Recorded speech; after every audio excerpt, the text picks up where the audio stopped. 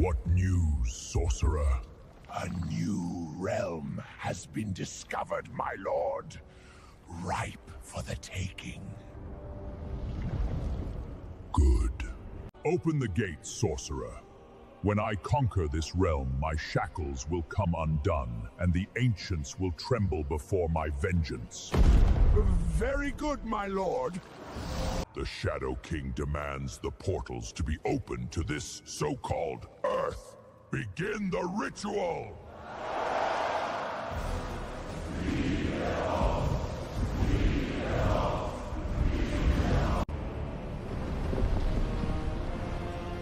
Darkness shall consume this realm, and all shall fear my name.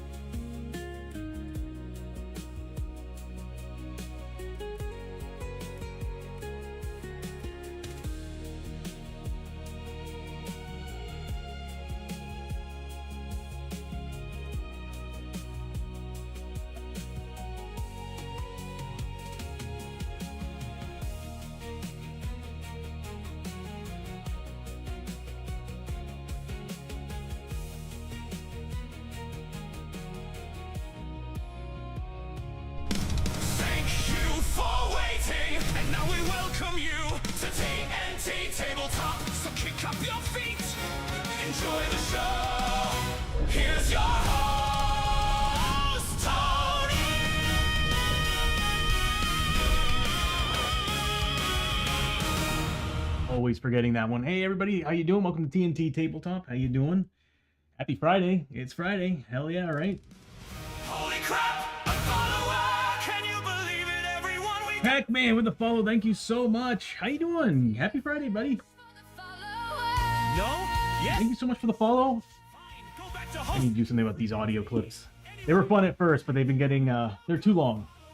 Anyway, thank you so much for the follow. If you're not familiar with the channel, we primarily play a board game called Shadows of Brimstone. D&D Bros sent you. Oh, okay. So have you seen the Tuesday streams where we played together? We played a little game called Shadows of Brimstone. I mean, this isn't exactly the version we were playing. We were playing the Vikings campaign.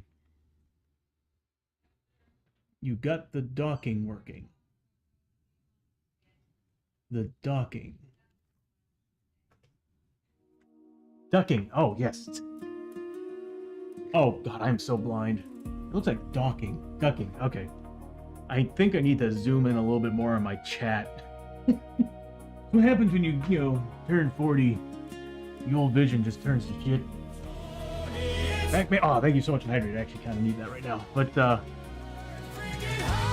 we play a little game, a little board game called Shadows of Brimstone. That's an old one, too. I need to get rid of it. Docking is a whole different thing. I was like, is that like a sexual innuendo or something? Like, is there something I'm missing here? I need to Google this. It is important. But yeah, we play a game called Shadows of Brimstone, where we take on all these different miniatures, these types of monsters and stuff. I'm currently in the middle of moving, so I'm not playing the board games right now with any the other streamers. So our stream on Tuesdays with the D&D Bros is going to be delayed till September, mid-September, and then the Thursday streams with Ranger Green, which I'm sure you're familiar with Ranger Green. We got Geek Out Corner, Mad Arts Treasures, and Ranty Lance. That's going to be, again, also being picked up mid-September-ish. Then I got a few other streamers and gamers who want to play on Fridays and Sundays. So we're going to get pretty busy for the month of October. I was talking to the bros because I'm excited. I got invited to my first... Ooh! Congrats! Don't look up. Congrats! Who are you playing with? Well, if you don't mind, is it just a group of friends, or like did the D&D bros invite you? If they invited you, either one, Dustin and Devin do a wonderful job DMing. Devin's been doing it for years. A few friends from work, and her husband invited me to. Very nice. Well, you're in for a treat, because to be honest with you, for the longest time I was like, it wasn't so much I thought that D&D was nerdy, it's just I just never saw myself really into it. And then I think it was a friend that Devin and I met through invited me to play with them, and we all got together in college, and I had the time of my life. It was hilarious and it was fun. If you have a good DM, it's great. Pinky, happy Saturday. How you doing? Good to see you. I hope you had a good week. But yeah, you're in for a treat. D&D is a lot of fun. And Shadows of Brimstone is basically what I love about D&D is the combat part. Role playing's fun. It's a blast, but I've always been into how to develop my character into, I'm not really into the power gaming thing, but I know I've always just enjoyed combat's always been like fun for me. Like I've always been into tabletop wargaming and all that. So when I discovered Shadows of Brimstone, this game became like my baby. So, and it's basically basically all the combat scenarios and stuff that you would get from D&D. So you have your tile sets. The world is constantly procedurally generated as you go. But you know what? Here's a good example. You like Diablo? This is Diablo in a board game. I just need to keep saying that. It's Diablo, but in a board game, featuring the Old West, feudal Japan, and Vikings, conquistadors taking on like Lovecraftian horrors and sci-fi and a whole bunch of stuff. But right now, we've actually been kind of painting some new models. Well, not new models. We've been working on for about... Bishop, has it been like a month and a half that we started them? And I've just been like procrastinating.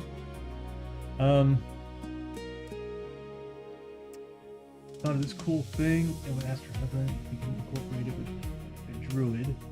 He's going to be our DM, and instead of wild shaping like normal, would draw a card, and whatever the card was, I would shape into. Oh, so you're randomizing the shape shifting of your character. Oh, that's cool.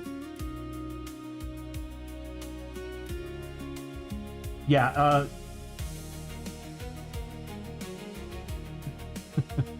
More, I think you might be right. It might be 2 months because I started like grabbing other models to paint while I was waiting for them to dry and everything. But yeah, no, Shadow of the Brimstone. It started off as a game that was based on cowboys versus Lovecraft horror.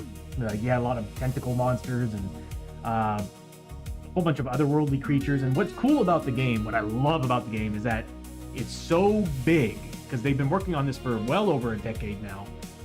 There's 4 Kickstarters. We're on the 4th right now. That's going to be releasing sometime at the end of this year, possibly, most likely next year.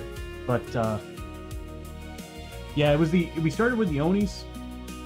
We started painting them, and then whenever I was getting into putting the washes on them, I was like, all right, we need something to work on while we let them dry. So I started picking up the Raptors.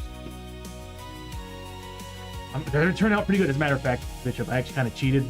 After the stream, I did paint a little bit more on them last night, so you'll see some new highlights, and I think they turned out. I think going the route of adding a little bit more of that orangey flesh tone that I used made a huge difference. Yes, Pac-Man Oni. So again, it's got feudal Japan in there too, so it's got a lot of mythology. So we got Onis, we got a giant warlord, we got we got a dragon. Sorry, I got a sty in my eye right now. Allergy season in Texas is not treating me well. But there's, you know what? I wish I could show you, but the camera currently is. I don't think it's gonna work. Let's give it a try.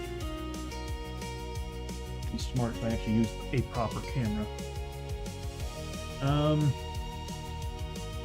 Yeah, I can't get you a shot of the models. I don't think so. Here, let me see if this will work.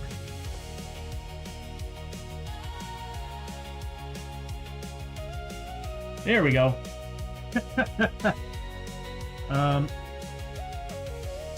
on, zoom out. You can do it. There we go.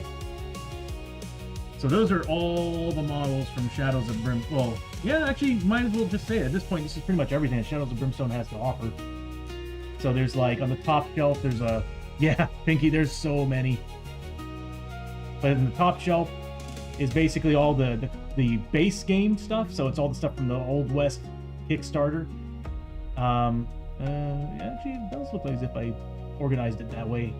The shelf below has some of the feudal Japan stuff, some of the other world stuff. So what's really cool about this game, come on camera, there we go.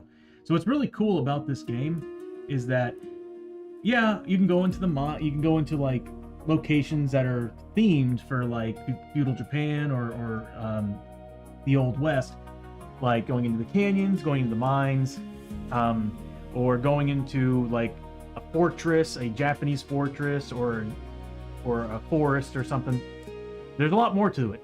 There's all these other worlds that you get to go to. As a matter of fact, I have the cards right here, luckily. You randomly, anytime you find a portal when you're adventuring, you can run into another world. And these are all the different worlds. So you go to these different worlds, you fight, they have decks specifically for those worlds for what type of monsters you run into normally.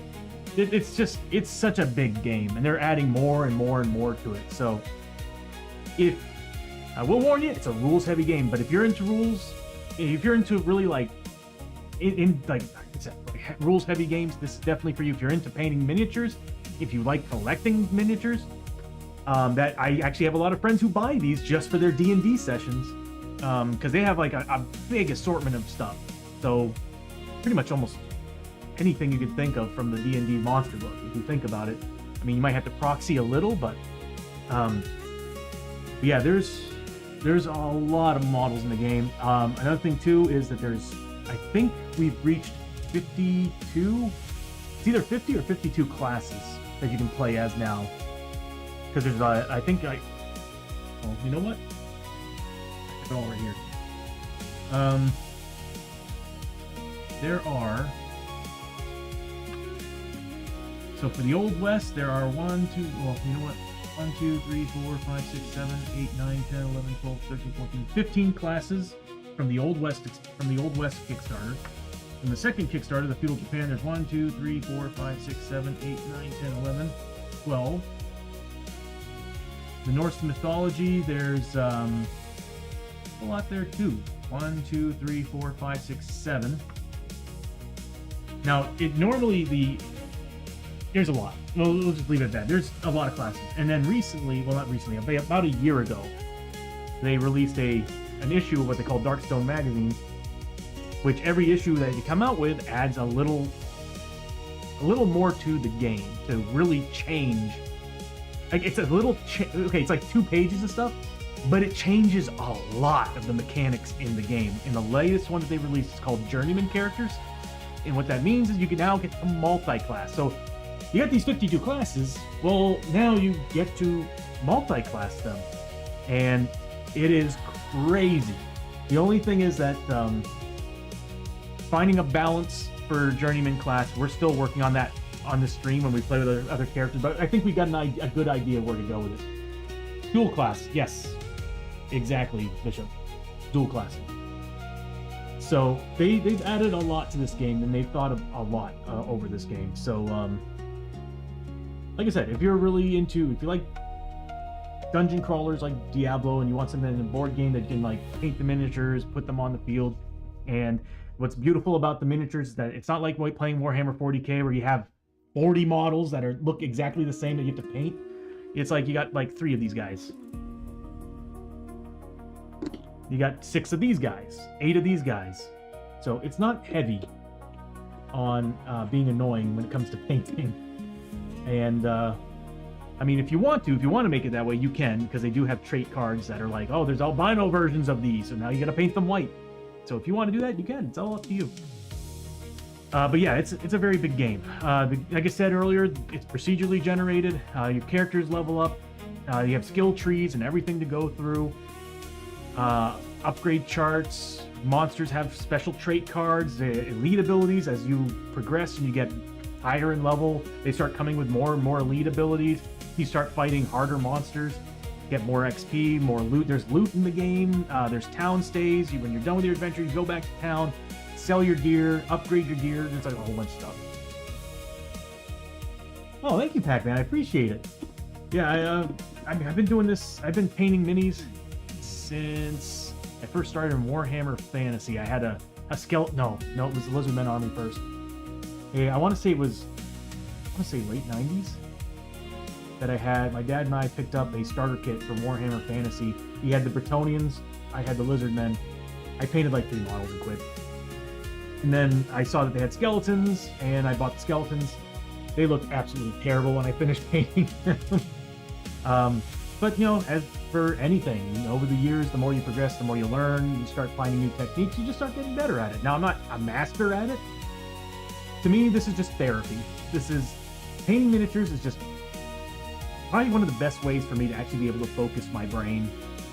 Because whenever I'm doing anything else, I am multitasking too much. But when I'm painting, I'm talking to you all and painting miniatures, and that's it. Very easy. Magic the Gathering. Yeah, you know, I never got into it. I always wanted to try it, but I never got into it because I originally grew up in Maine, and we were kind of limited with our hobby stores. We had one in Lewiston, Auburn, and it was called Zimmy's, and they never had anything in stock. Pokemon, you name it. I always wanted to try it, but I never actually got to play the game. But we're going to go ahead and move into... I think I moved the camera a little bit. There we go. I did.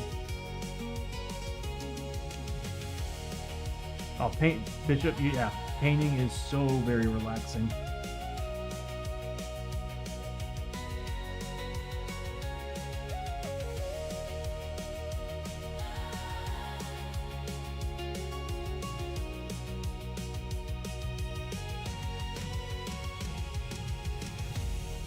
Yeah, see, the only game that I got into, and that was because I had a group of friends who were big into superheroes, was the Versus system. and I didn't go crazy with that one. I remember buying, I think, three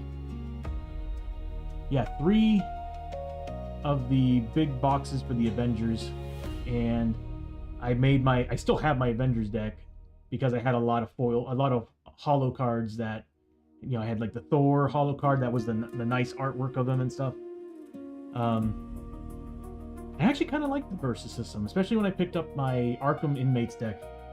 When I built and I actually built that. I didn't buy they didn't make any at the time, so I couldn't find actual boxes of it. So I actually had to go and buy every card individually. No, actually, I think I did buy a box, but it wasn't. It was the Legend stuff that I wanted. Anyway, I still have those decks because I always told myself one day they're probably worth something. The $20 cards that I picked up back when I first started are now worth like 5 cents. that's they depreciated in value. And what was this called again? What's you paying for? Shadows of Brimstone.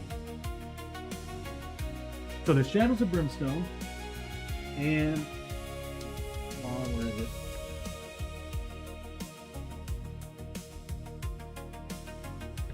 Okay, I thought I had the other books with me. Oh, there it is. Ending and warping everything. So Shadows of Brimstone and Forbidden Fortress, both the same game. As you can see, it says Shadows of Brimstone at the top of Forbidden Fortress. This is the second Kickstarter. This is the first Kickstarter. The third Kickstarter was the Adventure set, and that was Valley of the Serpent King and the Gates of Valhalla. Yes, Bishop, made by Flying Frog Productions. Are they doing a special right now? Do they have any card things going on? I don't. They do have their own website for like purchasing the game and everything too, but and always keep an eye out on that, because sometimes they have like specials for like they'll give you bonus cards. They usually have like supplemental card decks for the game that you can do, like buy 2 get 1 free. The Gen Con sale is over. Okay. Well, we're going to be getting Dice Fest at the end of October, so keep your eyes open for that, because they will definitely have some promotions. Because sometimes they'll even do box sets, like where they'll have like kind of like the core game. So I remember there was a couple times, Bishop, where they had like expansion pack models together for, I don't remember if it was discounted, but I remember like they had a bundle. I think it came with like a couple things. I saw the new Star Wars. Yeah, I thought it was fake at first. Then I researched a little bit more when I saw that they're actually making a Star Wars role-playing game. I mean, don't get me wrong, Fantasy Flight did a pretty decent job with Edge of the Empire. I loved Edge of the Empire. I have all the books. But I'm just partial to D&D. I mean, I have like a whole set of dice that I want to use, and I don't want to use their custom set. That's the only thing I didn't like about it, was using their custom set. But the fact that that D&D, Wizards of the Coast, and Star Wars are making a collab Star Wars role-playing game is exciting. Yeah, I can't wait for that.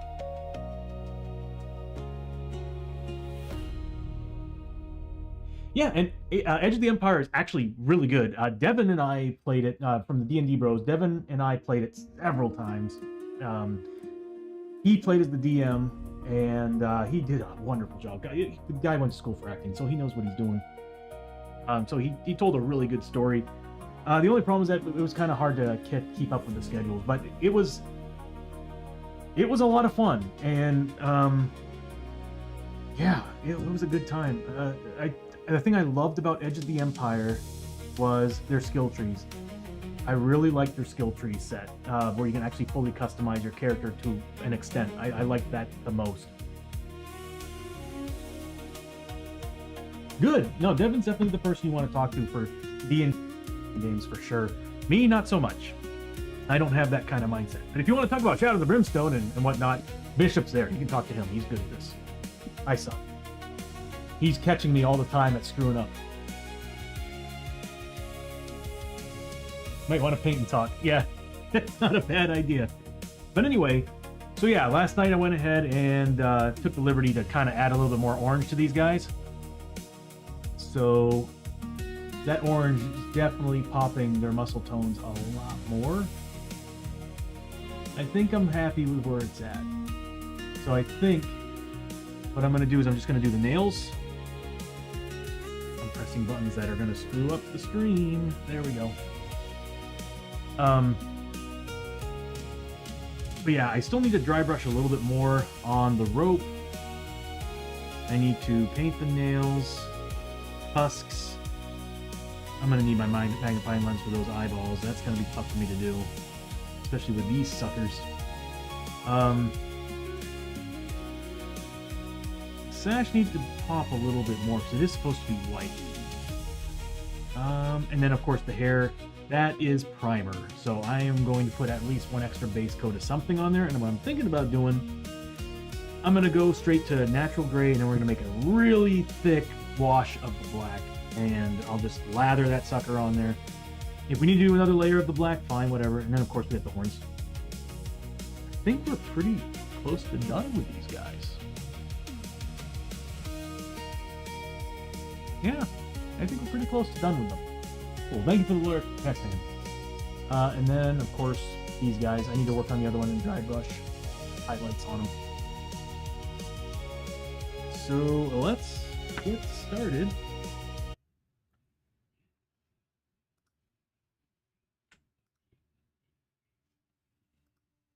There we go. I finally rebuilt the playlist. Oh, it was on my Apple Music playlist the whole time, too. I just didn't recognize it. Oh, my perception is just the absolute worst. Okay. What did I say I was going to do with this guy? We're going to... Let's do the nails. Actually, we'll do them last because I'm going to be rubbing up against these all the time. Against these. And what I'm going to do is I'm actually going to pull this forward. There we go. I'm going to have a hard time painting and doing this.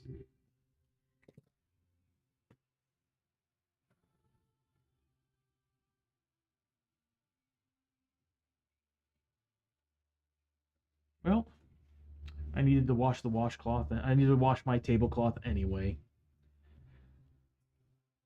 I get too excited. Okay, let's see. I see areas I can use the white dry. I said that yesterday too, didn't I? I was going to take a white dry brush and just slightly tap these tips. I don't want to use white on that, so I think I'm going to use. I think I got some Iraqi sand left over for that, so I'll use Iraqi sand.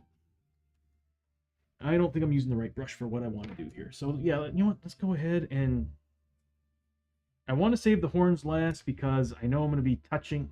You know, I should be saving the hair and the horns last because I'm going to be grabbing this a lot because I'm too lazy to go find my model, my Citadel model holder thing, whatever it's called.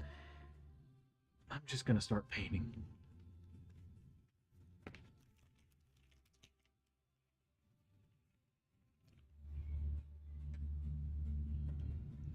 All right. Let's go. Maybe a smaller brush. Yeah, that's better. I really need to get new brushes. And paints. I need brushes and paints. Oh, that looks terrible. Yeah. Yeah, there's no saving this brush. This one's gone.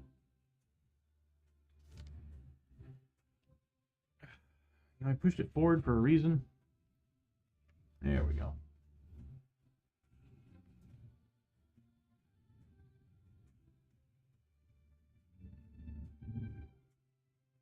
Not too worried about getting to the base because I'll be adding a black wash. What does it look like? Yeah, I'll be adding a black wash.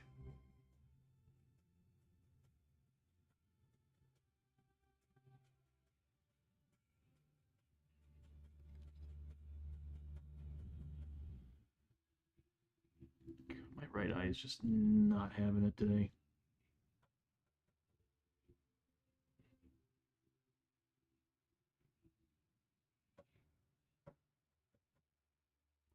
Not gonna lie, having that light over here definitely helps, though. It has been frustrating painting these things. Yeah, the tusks are gonna be. I'm gonna probably go with either. What do I have? No. I do have ivory. What I might do for the tusks. What color is it? Okay.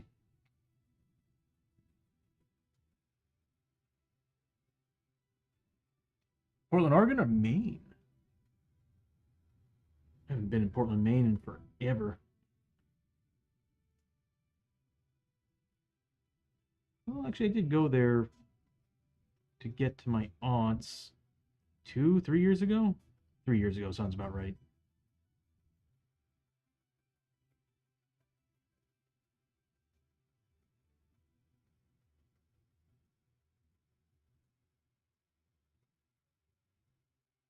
I was working at NBC at the time, so yeah, it was definitely 2 years ago. 3 years ago, sorry.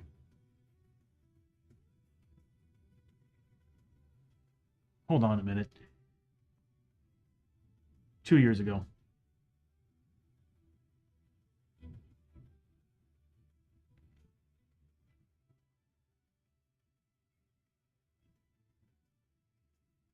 Yeah, it's gonna be a heavy dose of black wash there. Maine, nice. You're just going through it, planning on sticking around? I remember the one cool place that was there was it was the floating restaurant.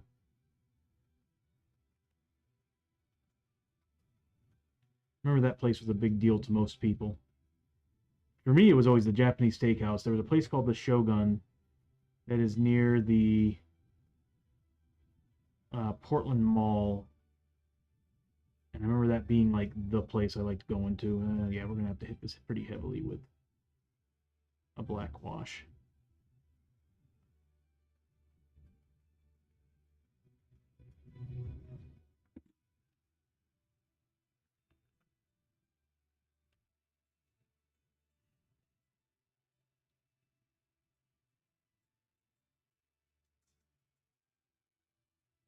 Although I don't know how it is during the summer anymore, but I remember a little bit further south you got Saco. That's where Old Orchard Beach is. If you want to treat yourself to something, go there for their pier fries. There's a place near the pier called well, it's called Pier. I think it's called Pier Fries. There's Tony's Pizza too. That place is pretty damn good. There's one place there. I don't know if it still exists, but there was one place there. It might have been Tony's Pizza, but there was one place there that had like they would make these giant pizzas, and their slices were basically like the size of like a 12-inch pie. Thing was huge and delicious. But yeah, Pier Fries was where it was at. It had salt, vinegar on the side. Oh my god. Salt and vinegar fries. Oh my god, what I would do for some of those right now. I shouldn't, but oh my god. Stuff is good.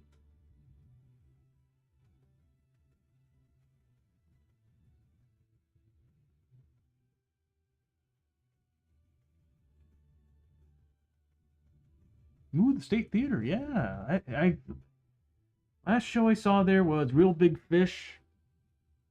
It was Real Big Fish, Mest, Goldfinger. Because Maine never really got anything huge, but we had during Warp Tour, bands came up to Maine, and it was Goldfinger, Mest, Real Big Fish. Story of the Year when they were known as Big Blue Monkey. Yep. Big Blue Monkey, and who else? Was it Panic at the Disco? There was like another band that everybody else was like crazy about. For me, it was always just Goldfinger and Real Big Fish. I wanted to see Real Big Fish in concert. I loved it. They were great. Mest was always good. I loved Mest. I know they had like a really, everybody hated them because of What's the Dealio back in, what was it, early 2000s? What's the dealio? I was never a big fan of that song, but if you listen to the rest of the album, it's pretty freaking awesome. I just spit a lot saying that right there. I freaking love this song, by the way. This is so when I was creating some well, not creating, but when I was working with Suno on creating some music, creating some stuff, I had a lot of fun with the prompts, telling it exactly what sound I was looking for, styling I was looking for.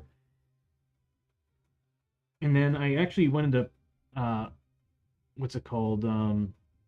Logic Pro, created a couple melodies, threw it in there and said, hey, take these and make a song out of it. And it came up with this, and I was like, oh my God, I love it.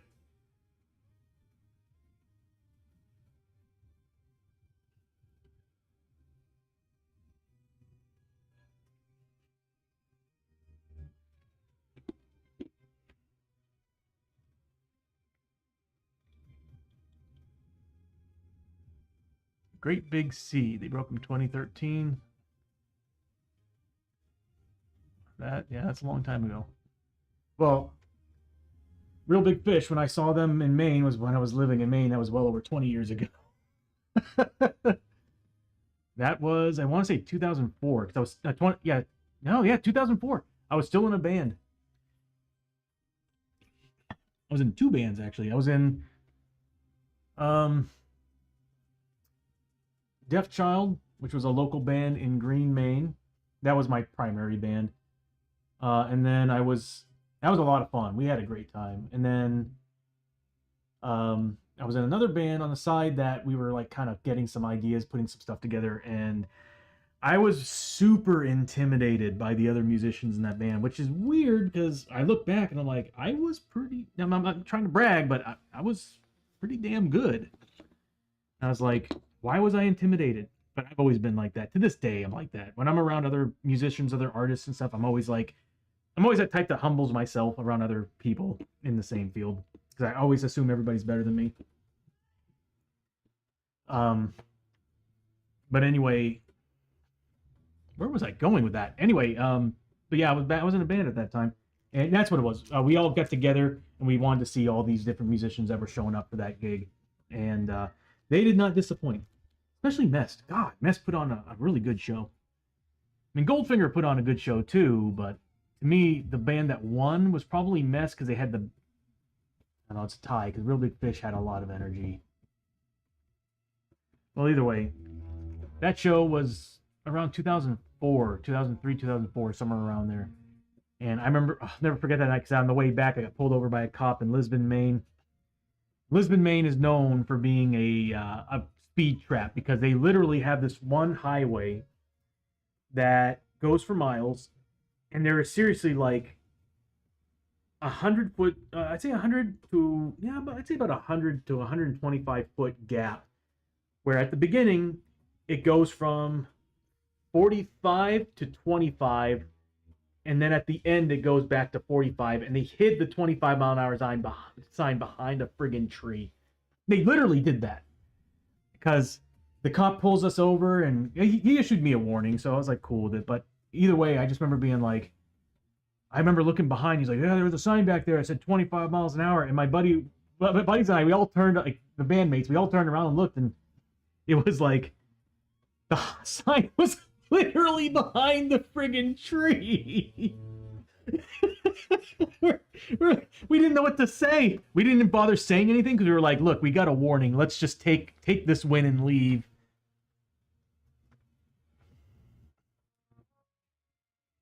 Oh, you came up to Bangor. Did you know there was one band I used to hang out with all the time, called Barium. Nick Noble was the lead singer of the band. He used to be a buddy of mine. We took we went to school together and stuff. I don't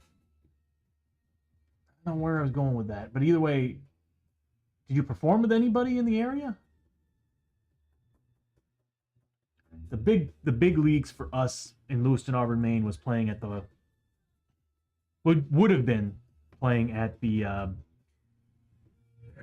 Balloon Festival in Auburn.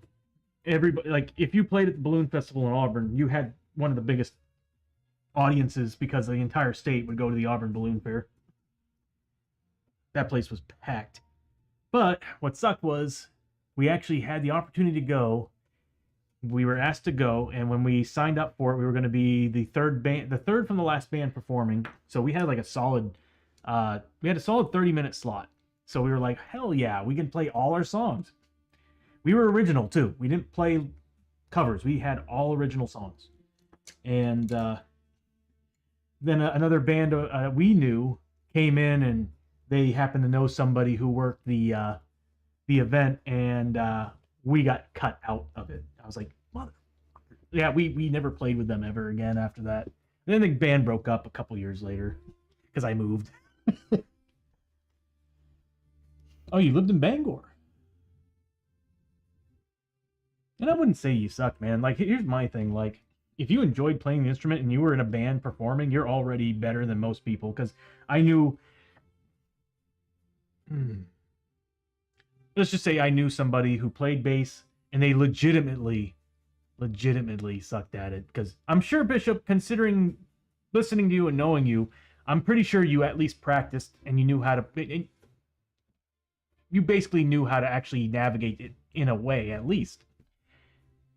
I knew somebody who, every time they picked up the bass, it was almost like as if he picked it up for the first time.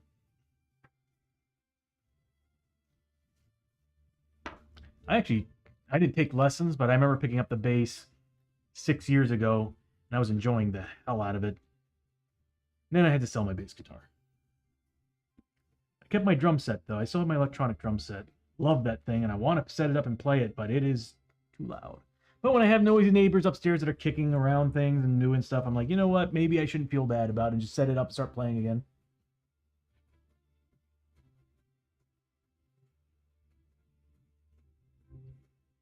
Oh, nice. That was the same thing with my band, my main band, Death Child. What am I going to do with this? What color do I want? I might just dab, like really lightly dab this on the tips of the fingernails, and then I'll just black wash it. And I'll save the black wash till we start painting the hair, because I think I'm going to make it a thick wash for that as well. You'd be surprised it still performs. A lot of them do. Several musicians I knew in Maine still perform at a couple of... What's crazy is that a lot of the places we used to play at closed down. A lot of them. A whole lot of them.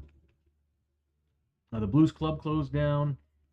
The Lisbon Center closed down. Like, just about every place that we played at closed down. The YMCA had a place that they would bring people to. Good God, I need my... Yeah, I need them. I can't focus on that. It's too dark. But there we go. That's better. But yeah, I really do miss being in a band, but I don't think I can do it today. I had the energy for it back in my teenage years, but being at this age, I just don't know. Not only that, it's a lot more pressure today to be better at the instrument you're playing, and I haven't done it in a long time, and I don't know what I'm doing. I'll catch myself occasionally, like, tapping to music and stuff, and even then I'm like, wow, what happened? I definitely lost that skill. But, you know, I mean, most people say it's like a bike. I'm the kind of person that's like, if I don't use something enough, it will go away, guaranteed. Just like French. I barely remember how to speak French. I wasn't really good at it in the first place, but at least I knew how to do a basic conversation. Today, it's like since I moved to Texas, it's been 20 years since I've touched the language. Although Spanish and French are actually fairly similar.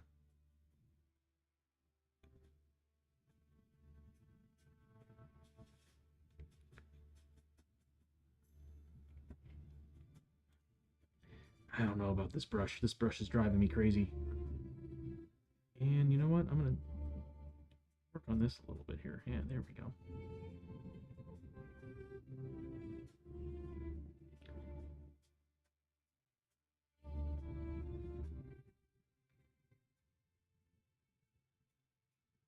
You know, I might actually reposition the camera exactly. Wow.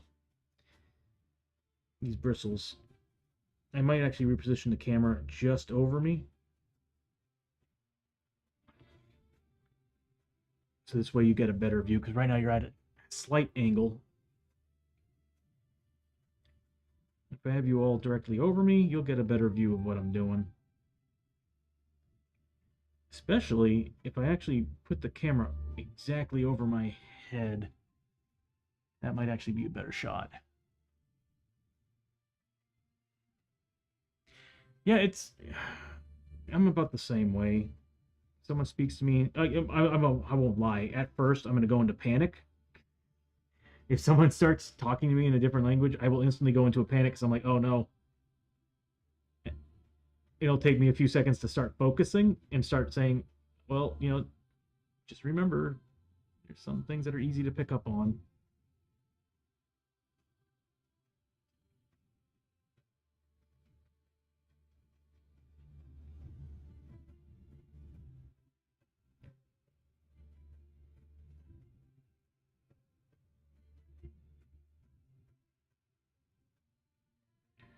Cool.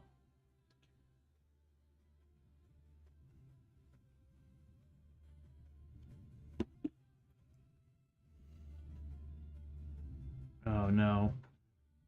We didn't have any of that in our band. We just had the one. Okay, I already just gave it away. We had the one person who just every time we'd get to practice or we'd be on stage, it was like as if he picked up his bass for the very first time. And I remember him and the singer, who was actually a childhood friend of mine. They would get into it all the time. Oh my god. They would get into it all the time because the lead singer played, you know, guitar, and he would tell them, he'd show them the rhythm guitar moves, the chords, and the bass player would just be like completely clueless. It was like, oh dude, oh my god.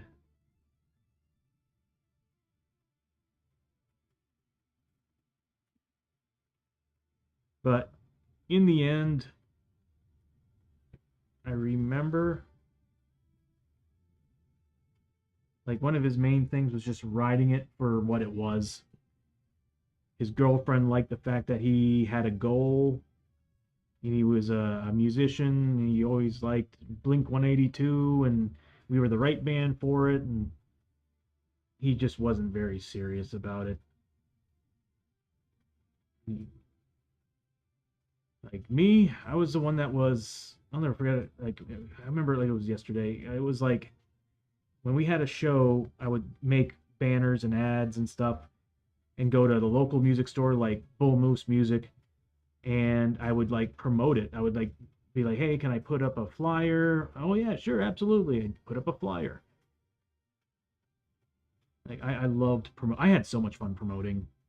Wonder what happened to that because I loved promoting stuff. I had so much fun doing it, going out talking to people.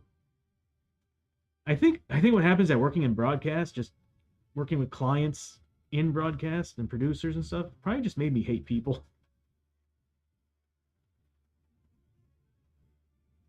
Not so much hate people, but just like I just don't enjoy talking to people as much as I used to.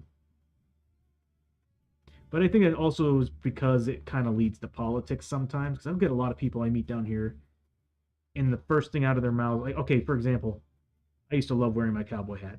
Oh man, I screwed up there. No, it's fixable. But I used to love wearing my cowboy hat. I did not put gray on there. Yeah, I used to love wearing my cowboy hat. I'm sorry I repeated that like 2 times. But anyway, um, and then the last time I wore it was when I was on a cruise ship. Yeah, it was a cruise ship. It wasn't Texas this time, but it was a cruise ship. And somebody with a red hat came over and instantly started acting like we were buds. And then I was fine with it up until politics got involved. And once they started identifying me as one of them was when I was like, I'm done wearing the cowboy hat.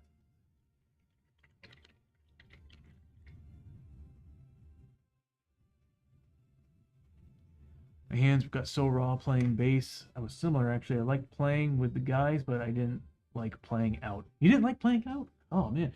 I was actually strangely the opposite. I always hated being on stage. Weird. I'm on streaming and all that. Kind of got over that at a certain point, but wow, I am losing lots of frames. What is happening?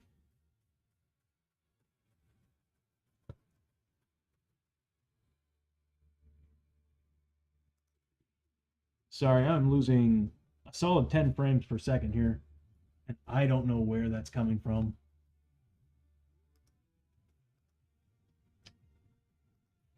You know what? I'm going to shut down. I don't need caster, so I'm just going to get rid of caster. And close this down. Does that make any difference? No, it actually got worse. Yeah, I'm losing between 10 and 15 frames per second. There is something running that is eating up resources. I'm gonna stop the music for a second. I'm gonna see if it's Apple Music. If it's Apple Music, then I need to find a new form of playing music here.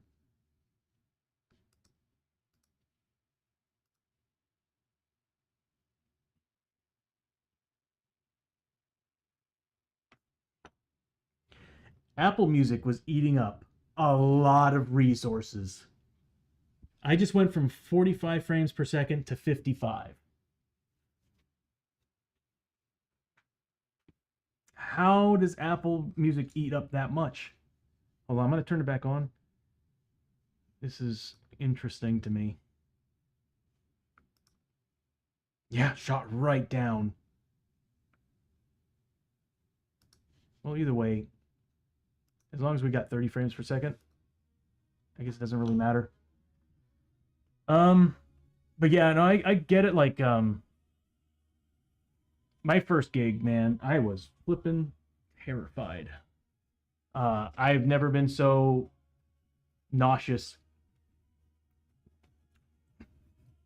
But as soon as I got up there, as soon as you get up there and start playing, it's like a whole nother world. Like, it was crazy how I felt after, like, when we were finally playing our music. It was so much fun. I loved it, and I loved the...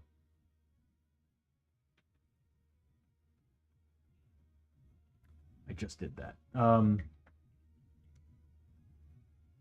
Especially when we started getting to gigs where people knew our music, and they started singing along to us. It's pretty sweet.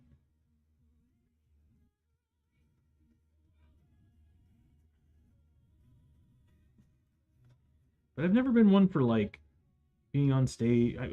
I never thought I was going to be the type that would like being on stage, the attention and everything. Then that happened. And that kind of changed a lot for me. And of course, college kind of forces you to get on stage and learn to deal with it.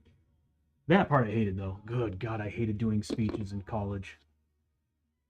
That was so flippin' annoying.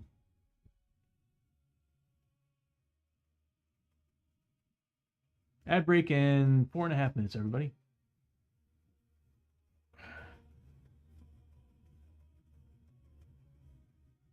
Takes up so much of the screen.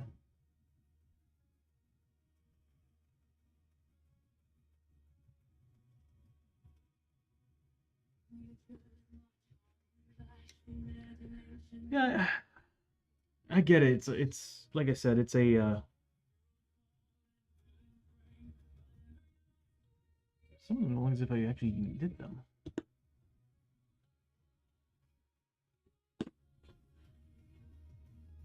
Okay, well, I guess I got lost in what I was doing.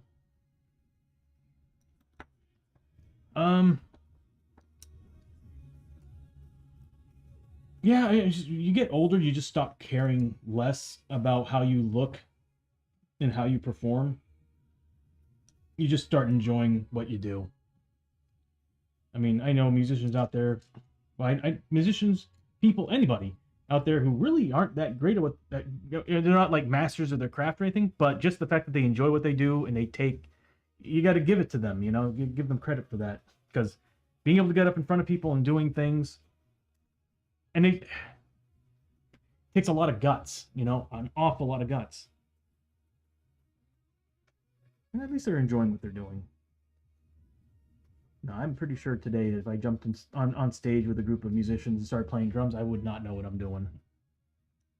It would be, it'd be sad. Um, what's next? We did the claws.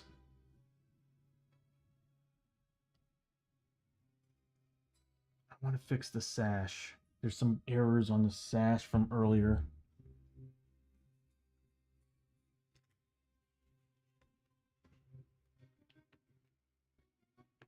And I don't think they really need, to be honest with you, I don't think they really need a wash. I think they look great.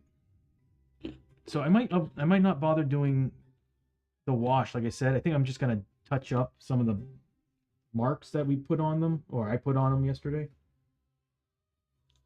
So I'm just gonna make a little wash mixture here. Might need to make it a little thicker than that. There we go.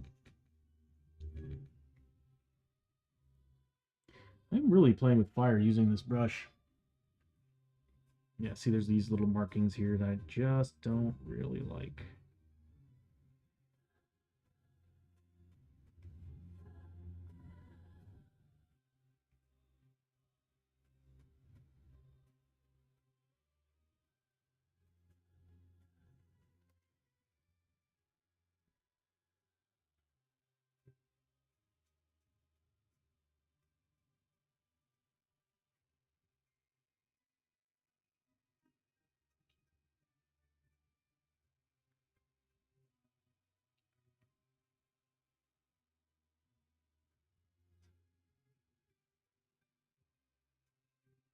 Yeah, so this music is basically the vampire music.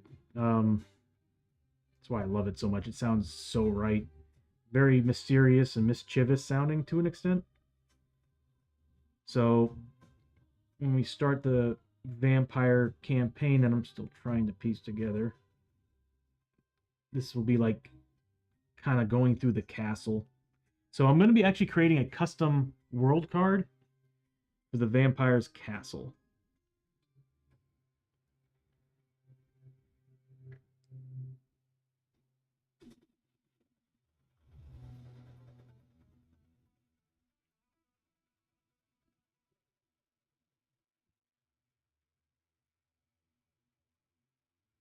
Just trying to figure out what the perks and what the what abilities that place is going to have.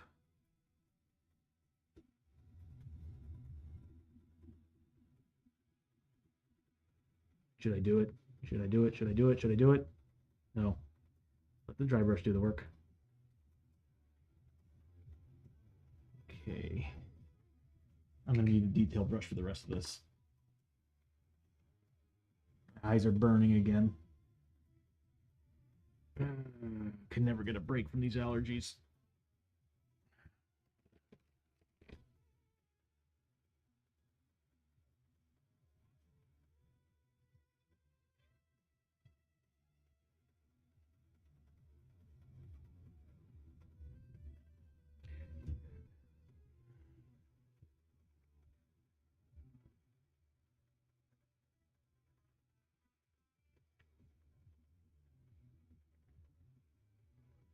Okay.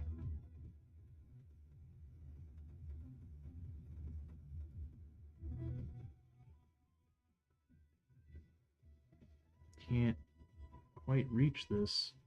And it looks terrible. Yeah, I can't wait to add the black wash to this spot. It's going to need it.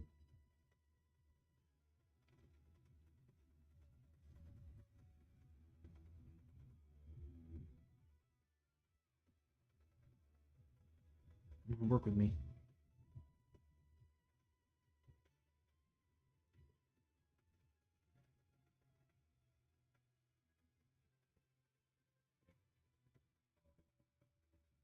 I still need some black wash in there too.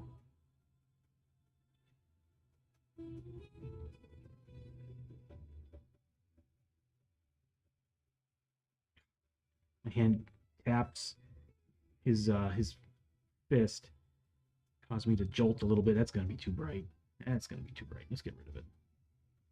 That's fine. It can stay that way. We'll just dry brush that. Nope. Tony, just dry brush that. Alright. As a lot of you know, I like talking to myself. I think we're good.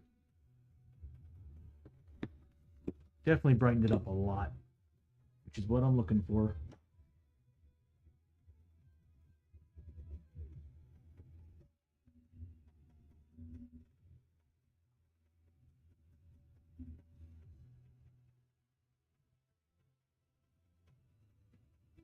Oof. Yep. You have to use the black wash on that too.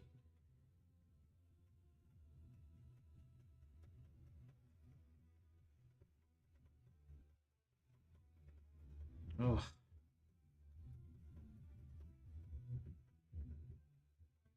Did I even hit any of this? Oh,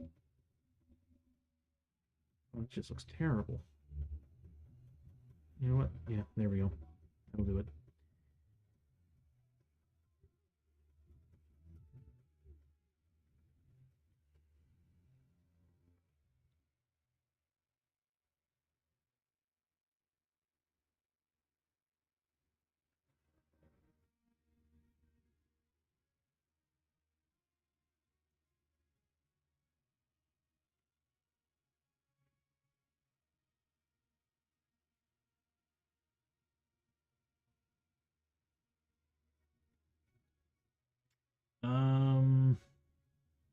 Yeah.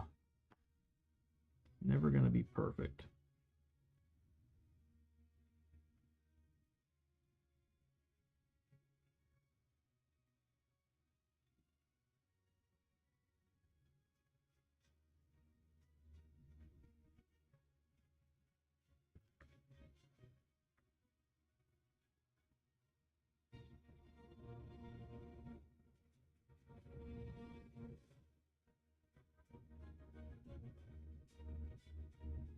I wish I could reach that, but I'm gonna tap his arm if I do. Yep.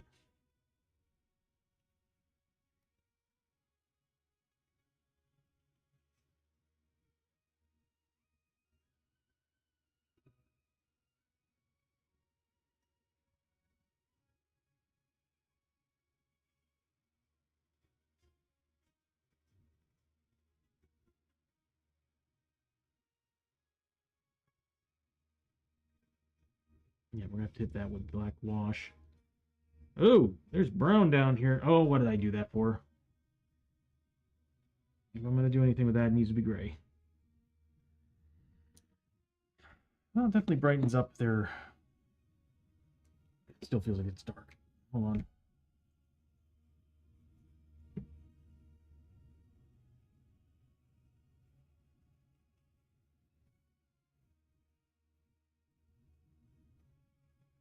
That's better.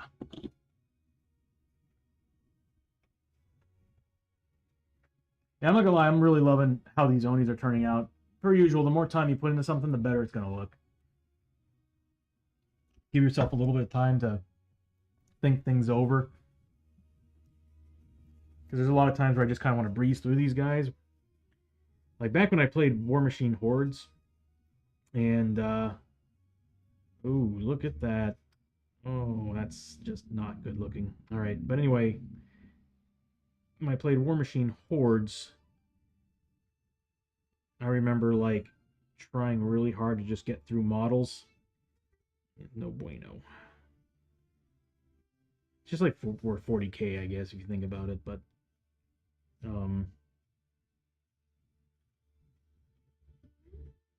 yeah, there we go.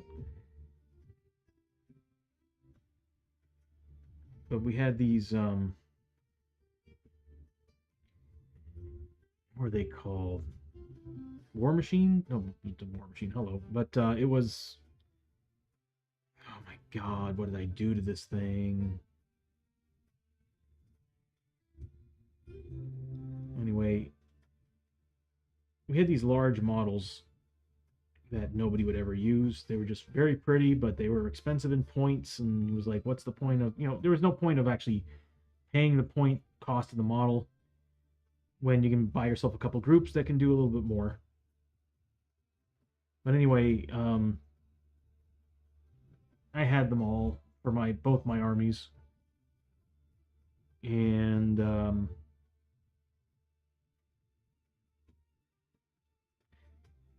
I would seriously spend 14 straight hours. Like, it would be, I would start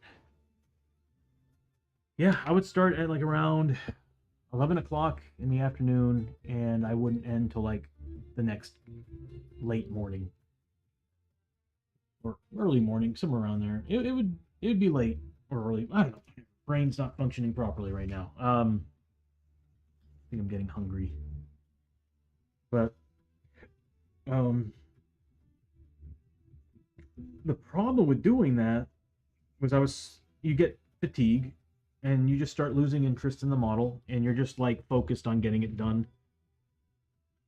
And what sucks was that the model still turned out pretty good, but it could have been a whole lot better if I'd taken my time and taken breaks, work on one part here, work on the next part there. So anybody wants advice for painting, definitely take breaks. You need to let your mind rest for a little bit, especially if you're hoping to make like a really pretty paint job. Like, there's only a few people out there that can actually sit down for a serious 8 hours and just paint something to look incredible. It really does require serious focus.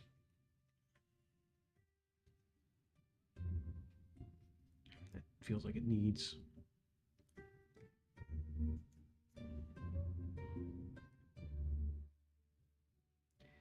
But yeah, I hated myself for screwing that model up. I was like, oh my God. And it was such a good looking model too. I mean, it still looked good. It just wasn't great. I just remember being disappointed.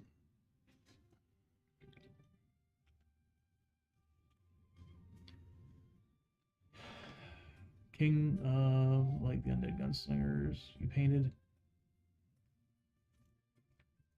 Well, I mean, it's the same thing with these guys, Bishop. Like, when I got their red base coat on, I just wasn't feeling them. I was like, ugh. And then I put the red. When I finally got around, like when I started working on the, I'd say I don't feel anything from my model until I'm about 75% done.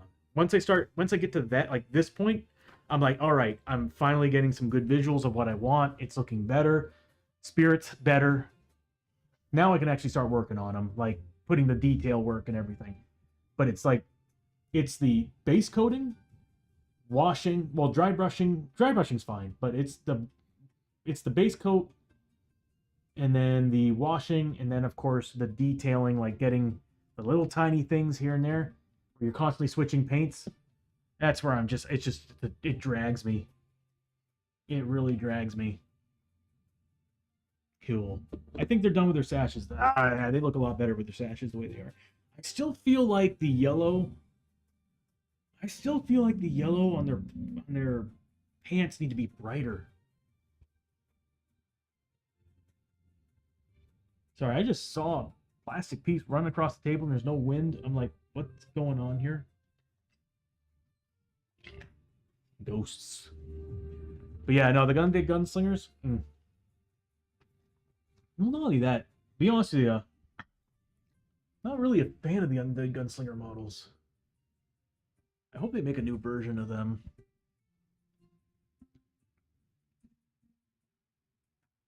But yeah, next set of models. I need to finish some stuff first, but I wanna. Well, pretty much everything I've got is small, medium-based model, except for the slugs. So I'm gonna be finishing up a lot of them. I want to finish the succubi. I want to finish them so bad. And after finishing these guys, I'm like, I got a great idea on how I'm gonna paint them. We've actually already got pretty much most of the work done. It's just I like the idea of taking the orange and kind of adding that extra layer.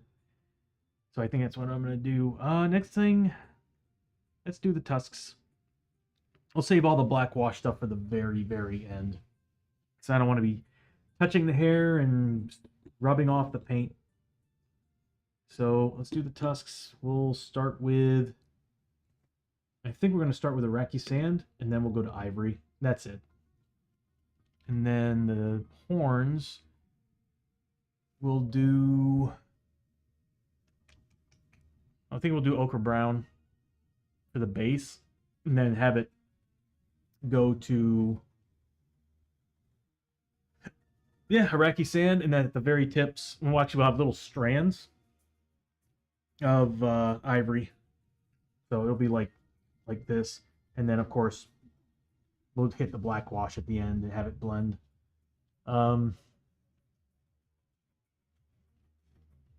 Yeah, 6 of them. And like, here's my thing: when a model doesn't really have that great of a pose, and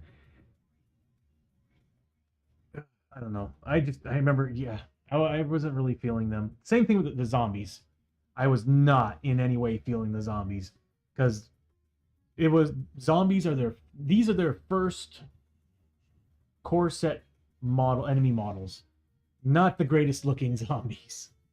Nothing against Flying Frog. I love their stuff. They have amazing models. They have it's awesome.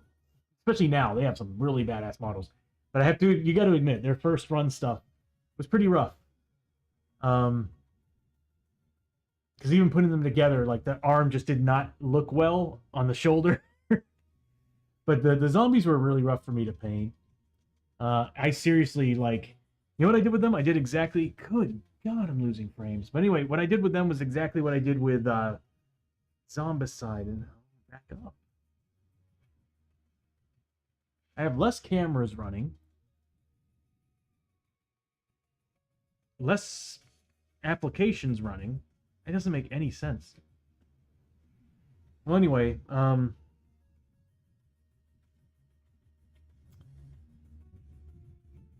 where was I going with this? Oh, Zombicide. So what I did with Zombicide was that I seriously like just grabbed a bunch of colors, base coat those. I grabbed like 4 guys here, 4 guys there, 4 guys here, and I was like, all right, what I'm gonna do is these guys are gonna have jeans, blue jeans, and I'll just paint like yellow and whatever kind of tops. These guys will have gray pants with, you know, more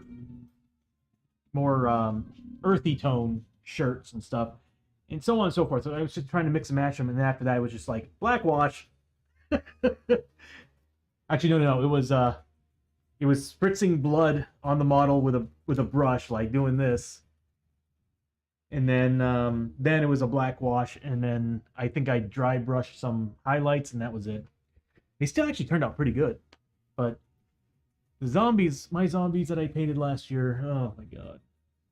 I knew it was going to be rough too. I was not at all feeling the zombies. I remember even dreading it. I was like, I'm just going to paint them to get them over and done with. That's exactly what I did. They're done. I'm not painting another zombie. Although, I wouldn't mind 3D printing or creating some new custom zombies. Which, by the way, Hero Forge now has like a whole bunch of like Old West stuff. So I'm like, I'm half tempted to create some models. We said tusks next, right? Yeah. So we're gonna do ochre brown.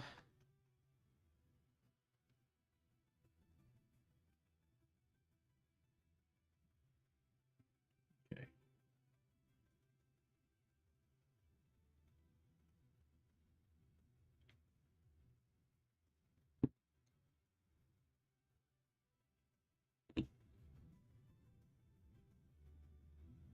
This is the tusks. You know what? Screw it. I'm gonna paint these.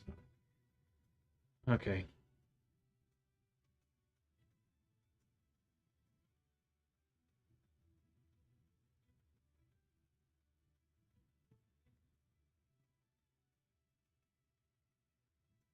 I'm not too worried about getting down to the very base of the horns because, again, as you see on the painting, the base of the horns are going to be black. You know, they're fresh, so.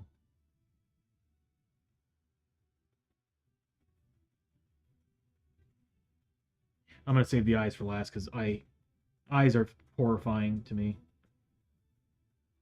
But luckily, these guys don't have pupils, so we can just go ahead and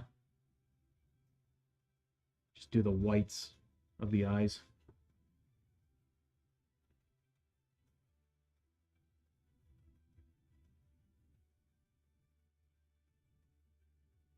So yeah, this song is going to be used for the World of Shakar when we get that.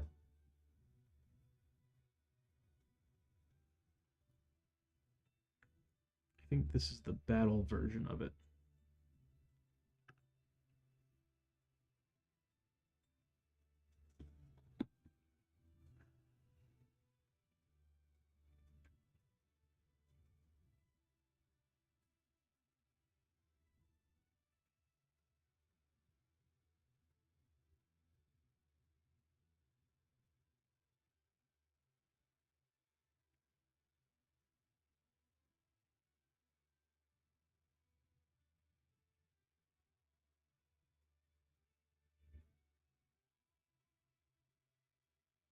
Well, the battle version of all the songs tend to be EDM style music, so I don't think this is it. I think this is actually exploration.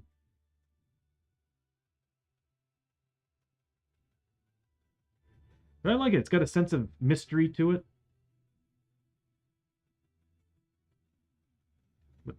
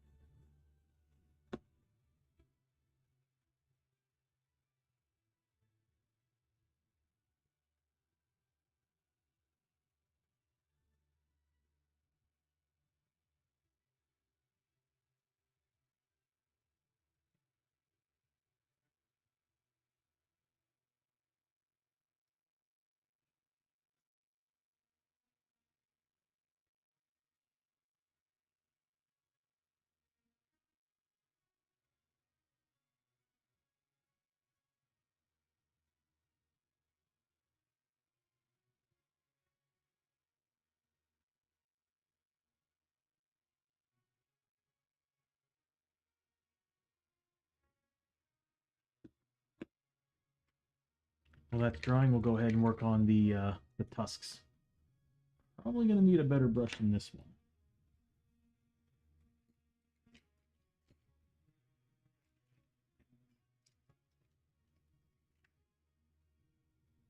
I think that'll do.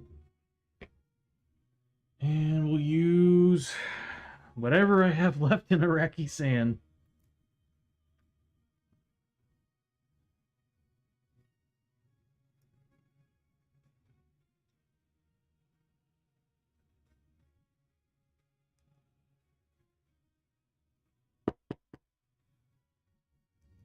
Price Coco's not barking on that one.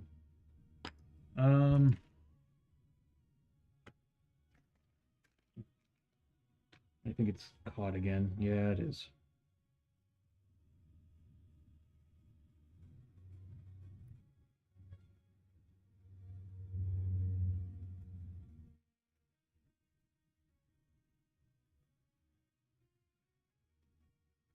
I'm gonna have to get myself a new bottle of this stuff.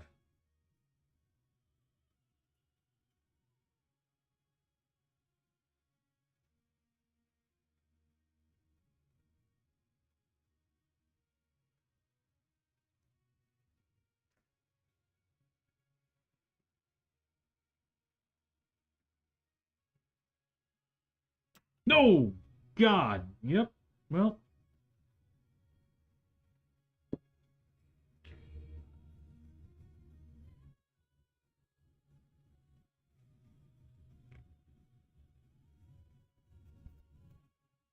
sure you got no paint on my fingers here. I don't want to screw anything up.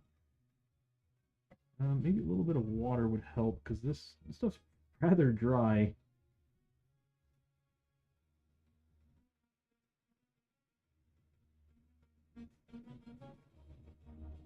This means we're definitely going to have to do those horns, because I want to make sure we use what's in there. Whoops.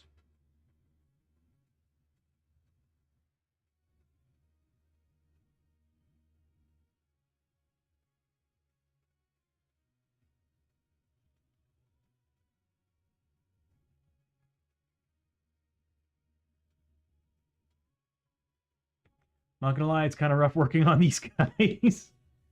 I am nervous.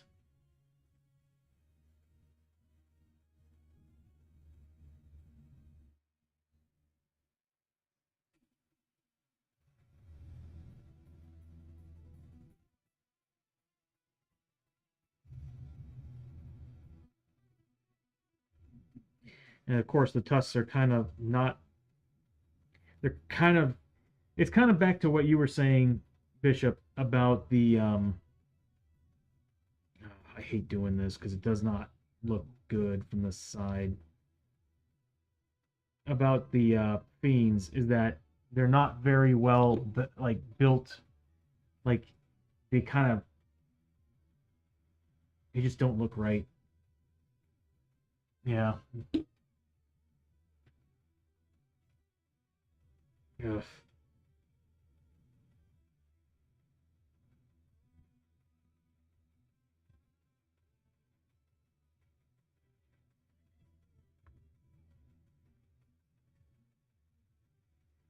It looks all right.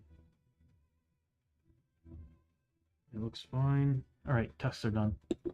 Oh yeah, looking a lot better with the tusks being done. Over here, let's go ahead. Let's water this stuff down.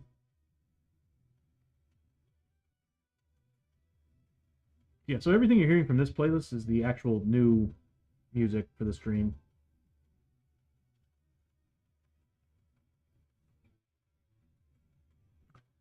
I don't remember which world this one is.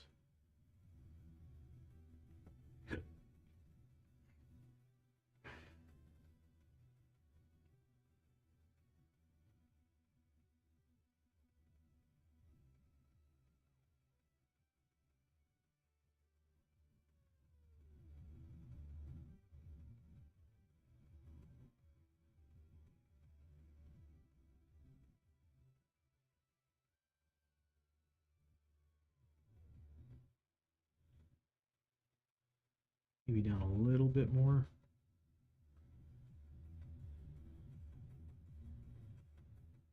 Yeah. Because this is going to be black down here. Yeah, that'll do.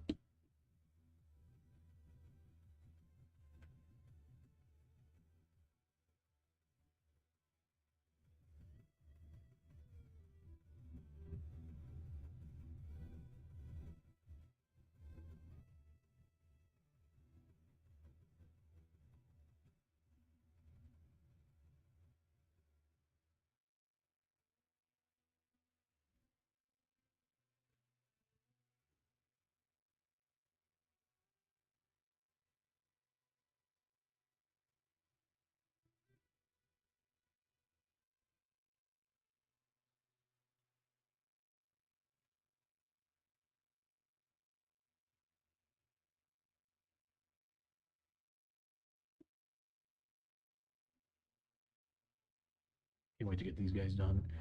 I actually can't wait for it to get cooler out so I can actually put a varnish on them. You know what sucks is that I don't remember how I did it, but I remember back when I played War Machine Hordes, I had this really cool technique on how to make washes that made them look like a really interesting varnish. And they worked really well when trying to layer. I don't remember how I did that. Because I look at some of the paint jobs I did, and I'm like, man, kind of wish I kept that knowledge. Because it would blend in perfectly. It might have been the paints too, for all I know. Because I know at that time I switched from, I was using P3, which was Privateer Press paints for their game War Machine Hordes, and it might have been the paints, but they're both acrylic though. That's what's weird about it. I don't know.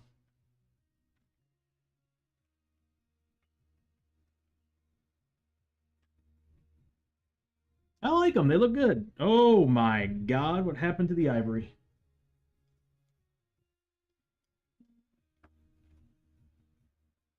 It was a lot of wasted paint.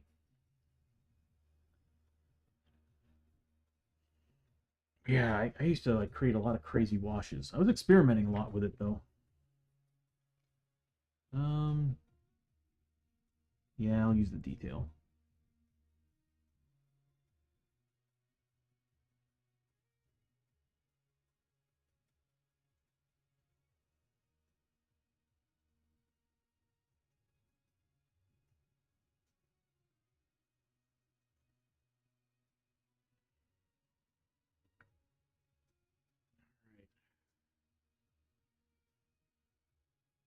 Screw this up.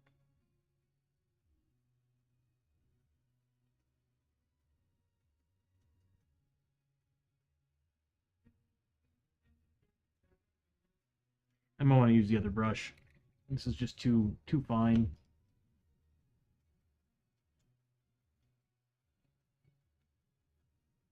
Yeah, that's perfect. That'll do what I need to do.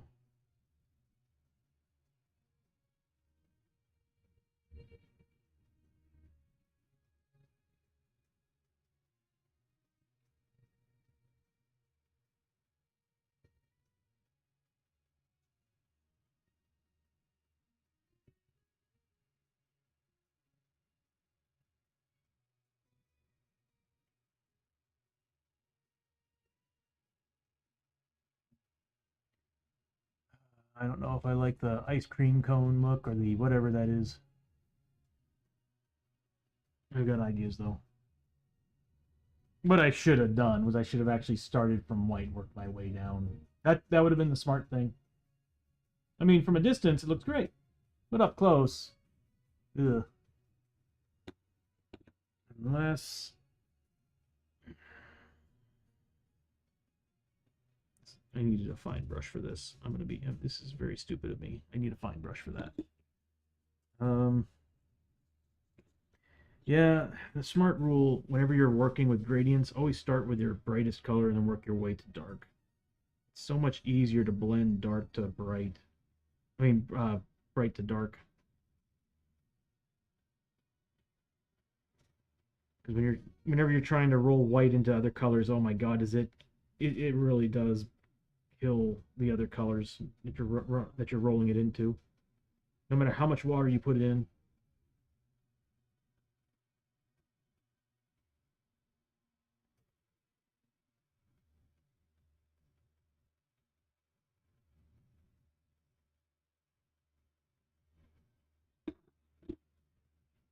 Oh, I gotta do his tusks. Man, should have done that first.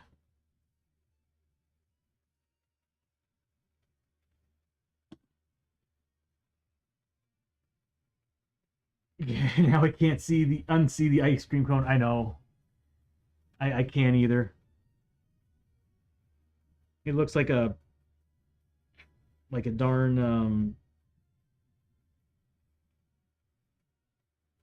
oh, what are they called? Waffle cone. Saying waffle cone almost cost me painting on this model, painting on parts of the model I didn't want to paint on.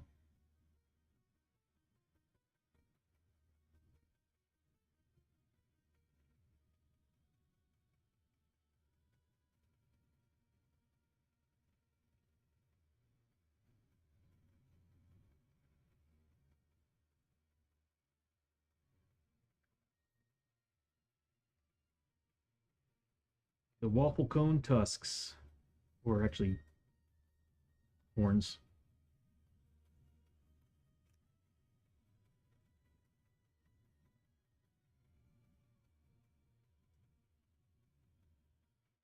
Boom. Okay, looking pretty good.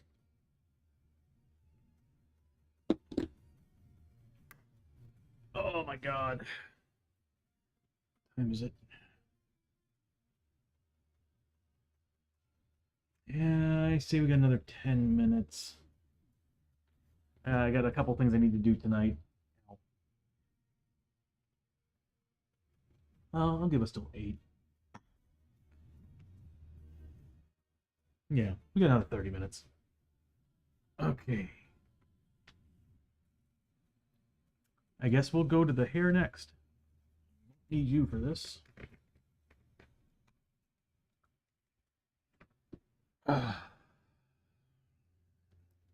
Yeah, I think we're only going to need natural gray.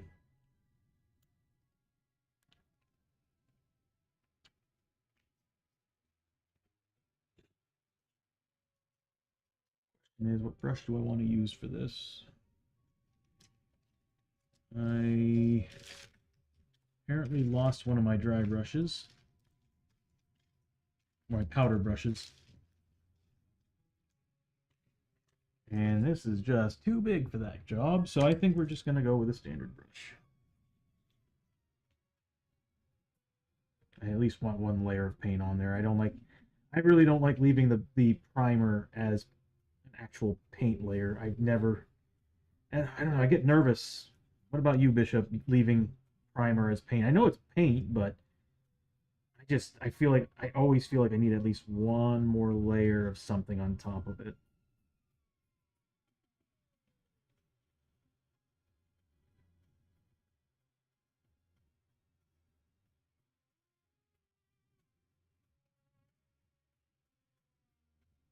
Is it weird I kind of want to paint their hair white? We'll go by the model, the actual. Oh, well, we can fix that. No, we can't. No, we can't. Get rid of it. Get rid of it.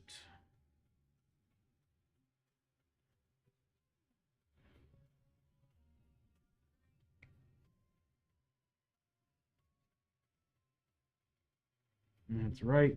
Nobody wanted you here. There we go.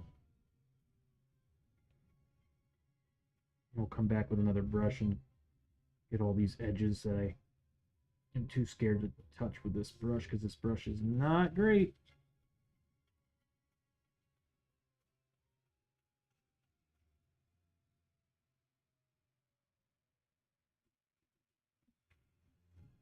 Heck, actually, I usually see a lot of painters, miniature painters, not even bother putting on a primer. A lot of them, there's a big chunk of them I see who actually just paint the model on the plastic. Oh, it always made me nervous. The nice thing, I don't know, whenever I paint it on the actual surface, especially pewter, oh my god, don't you need a primer for that for sure. But whenever I paint it on the actual natural surface of something, the paint always seems to chip off. Always cover all. Yeah, see, I always try to put at least one layer of paint.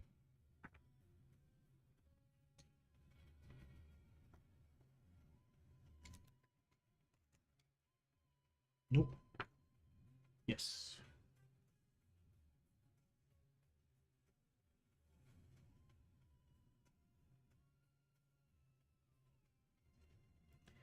So that's me like disapproving how I take care of my brushes.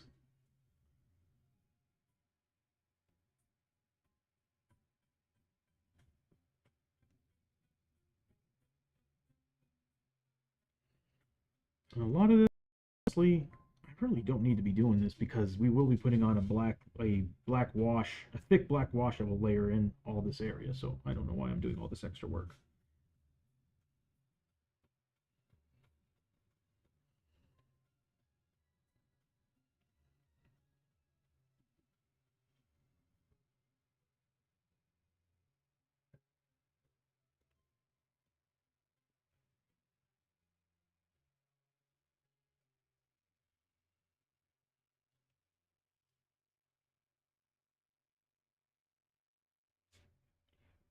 I might dry brush a little bit of the gray in there.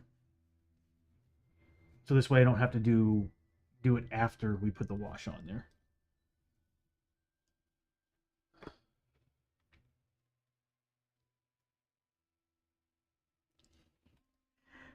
I need to make a trip, Bishop. I Desperately need new brushes. As you can see with this bad boy here, I desperately need new brushes. I'm just one of those that's like, you know what? Until it doesn't breathe anymore, we're using it.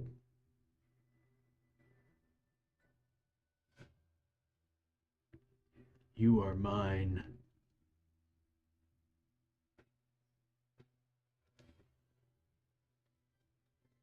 Yeah, I'm gonna go ahead and dry brush some sky gray, maybe a mixture of sky gray and this. We'll just do sky gray. We don't need to go harsh on it. But we'll dry brush some sky gray, and that'll basically act as our highlight that we put on this model. Don't do it.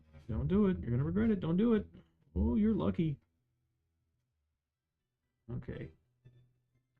I'm looking at that edge and I'm like, I'm gonna tap the red. Oh!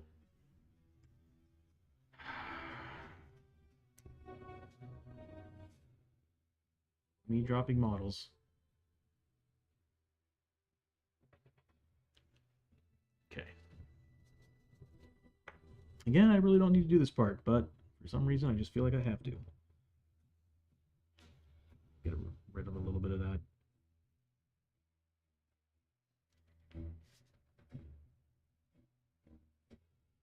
There we go.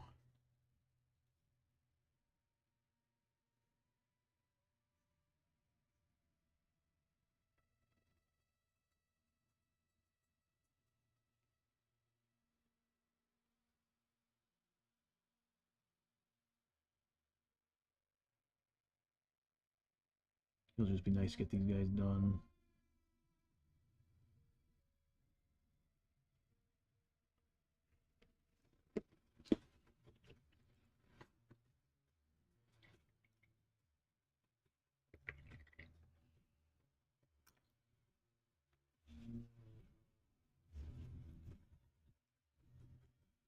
Oh, Bishop, did you post a picture of the model you won?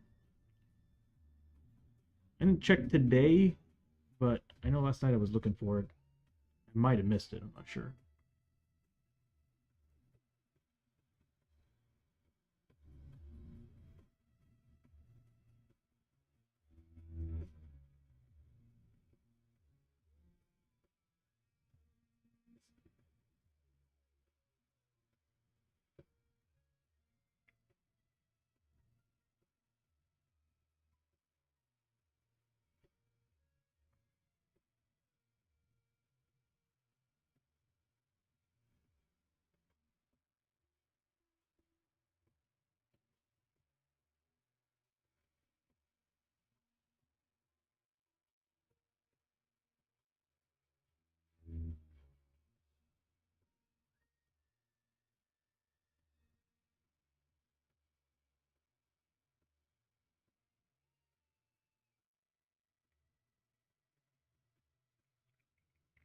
$79. Oh, okay.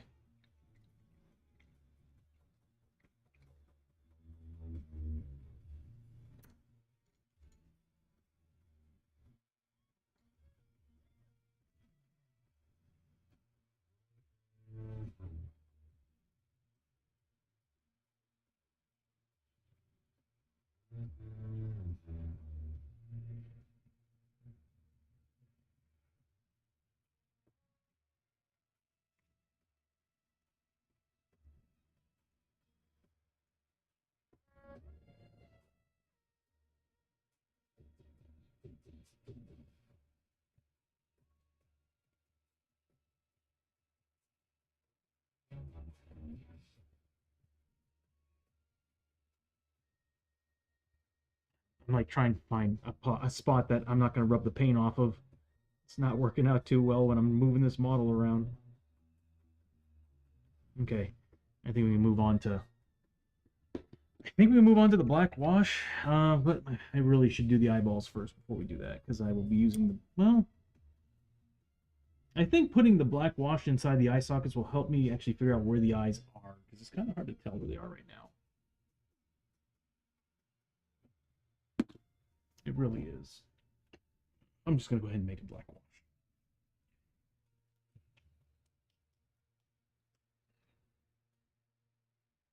Let's dry brush some stuff first. We got plenty of Iraqi sand out there. Let's go ahead and use that.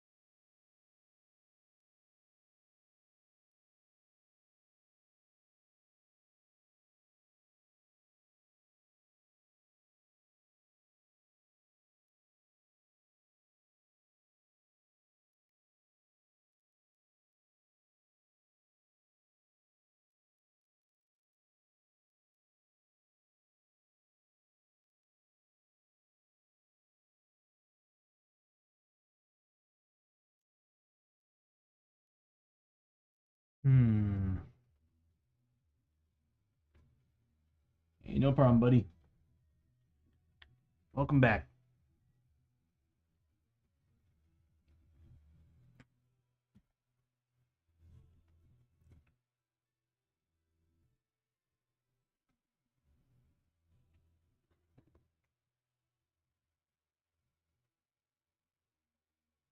Yeah, it's really tough to tell where the eyes are. Ugh. It might have been because I put a wash in there, but I didn't put much mixing medium in that wash. The dark red wash.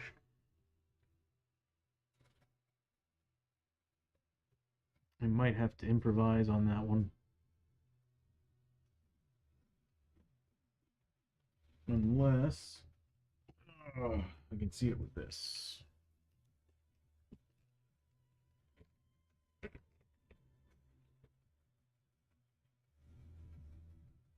I can see that one.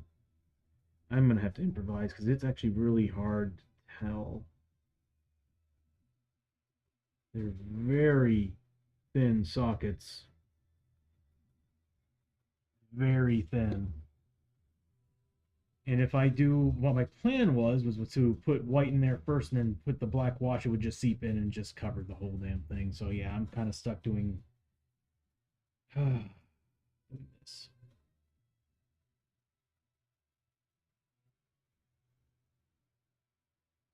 Do they have eyebrows? They do have eyebrows. I should be painting those black, not skin tone.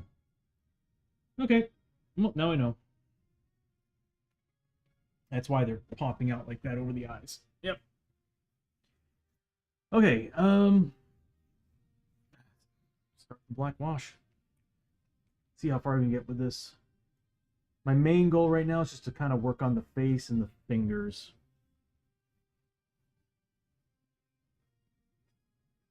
That's too much. That's too much. Way too much. I think I need mixing medium for this. Looking good though. I'm very satisfied with them. Now that we get the horns and everything done, they look a whole lot better.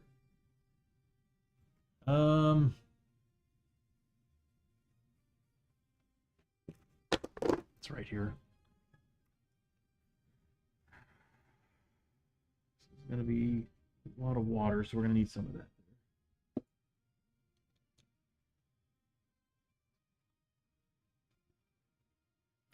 Once we finish with this part, I'm probably gonna call it a stream. And then Sunday we'll probably be spending the whole day just painting minis. I don't really have any plans for board games and shadows right now, so although I'm actually half tempted to pull out Arkham Horror or something. You know, I might just pull out a generic board game on Sunday. Maybe do a little painting too on the side, but Arkham Horror, we do have Contra. I did get Contra in. I've been wanting to try that. Contra and Mega Man. Yeah, we'll play a board game on Sunday, something different. I'll pull out the old stream because the stream that we're on right now is made for Shadows of Brimstone. I've got my generic version that I'm thinking we might just go ahead and use. Why am I using this? I said I was going to dry brush.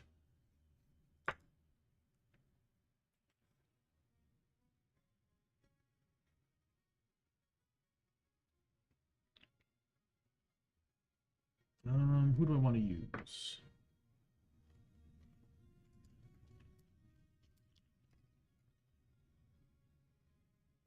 But yeah, so Bishop, the plan is for season threes. Yeah, we'll be probably doing the very first session as session 0, going over character creation, what the options are. If the team wants to play Journeyman, we can play Journeyman.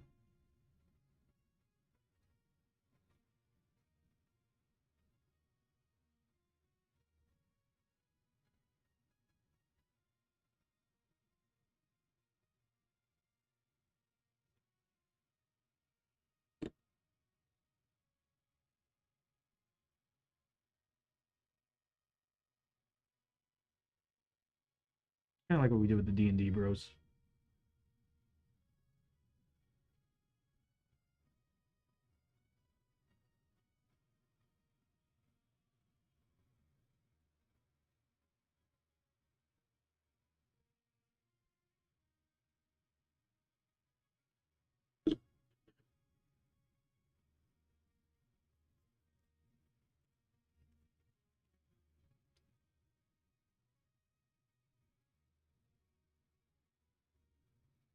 Nice.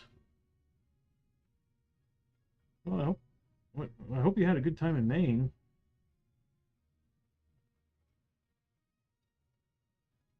What were you doing? Just was it a job, visiting family? I don't remember if I don't think I caught what it was.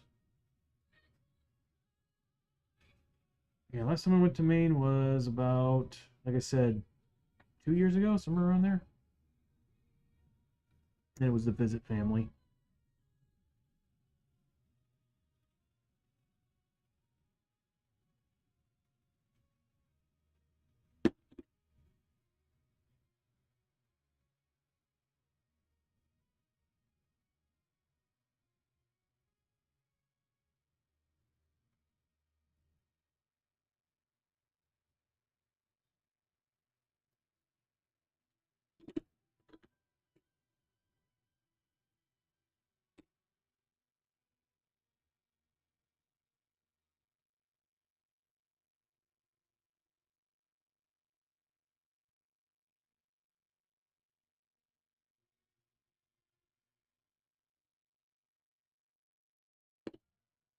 Looks good. Just gotta let it dry because putting washes on uh, dry brushing is not usually a good thing to do. You usually end up dampening the dry brush paint and done. You need to let it set for a while. So I might actually pass on doing the hair to no, we'll give it a little bit of time.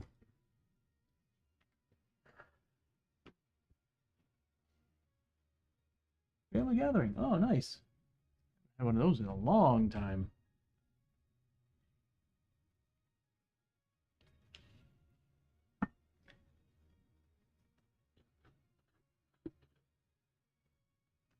Our family gatherings, my dad's side was always Thanksgiving. My mother's side was always Christmas. We used to have a French Canadian Christmas. We had Christmas. But yeah, it was. I miss those days. Those days were fun.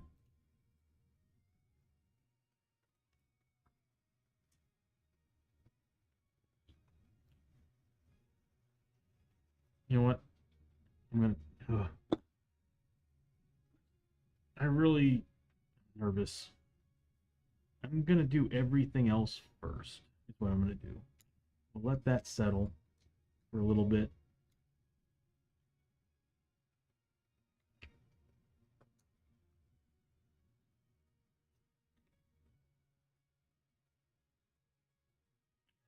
And I don't even think this is thick enough.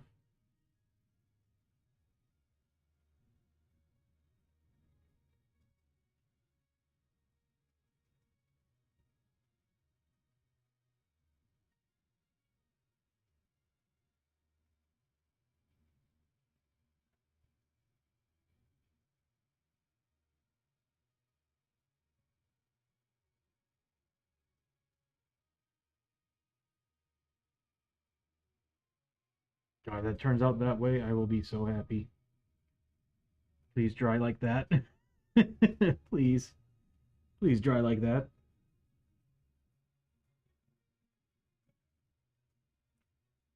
Just trying to get all these areas. That should be a bit darker.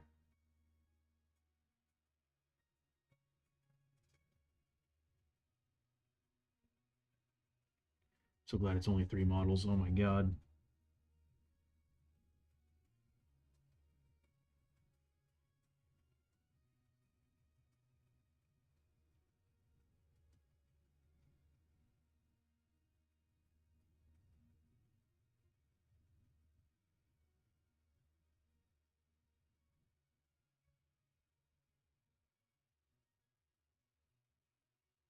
That looks good.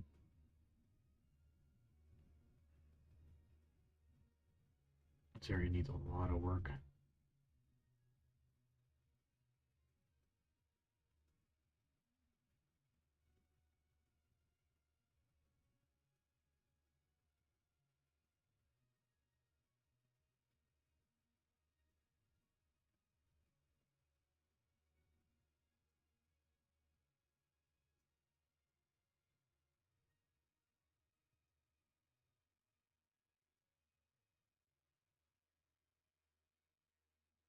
This is when I get nervous about using black um, washes. I get a little crazy with it. But as long as I don't do anything else, just do the fingers and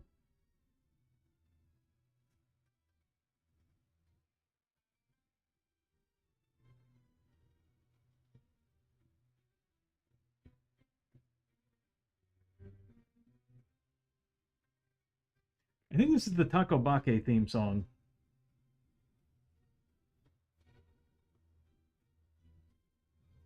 It is. I felt like this was very fitting.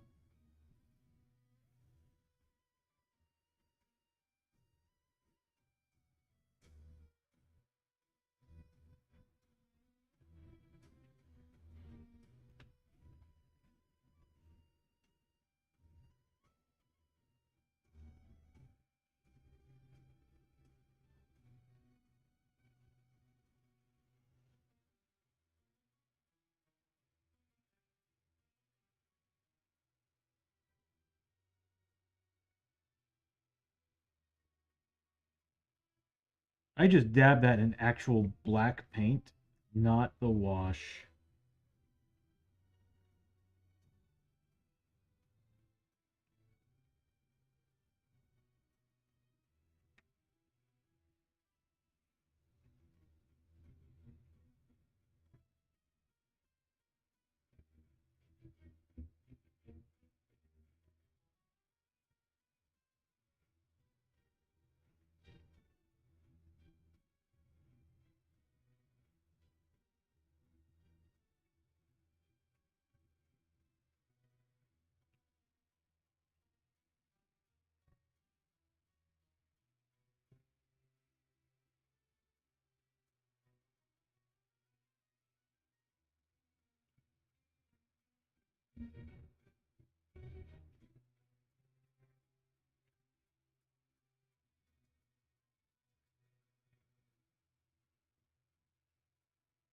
Ad break in 30 seconds.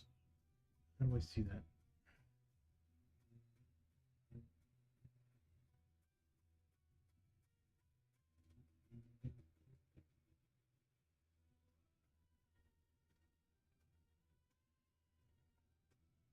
Yeah, see my family all kind of stuck together. They're all in the same state, almost same town.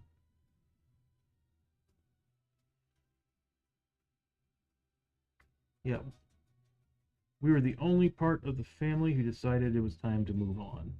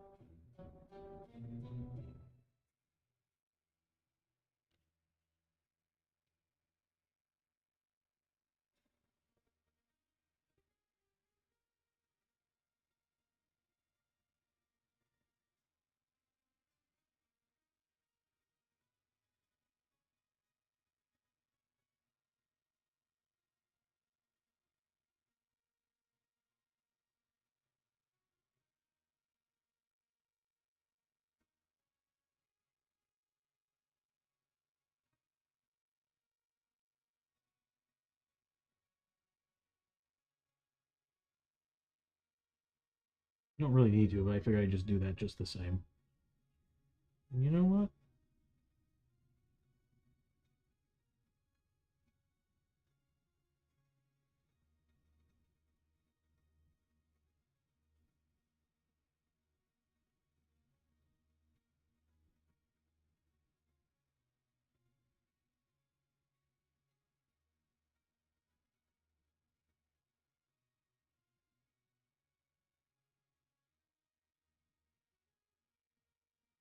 Actually kind of helps.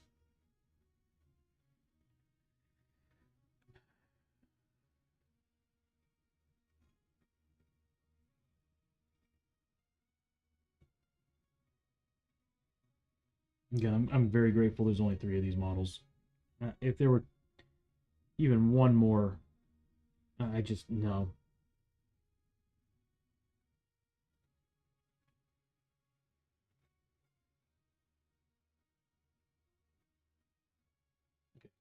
I'm gonna let you dry.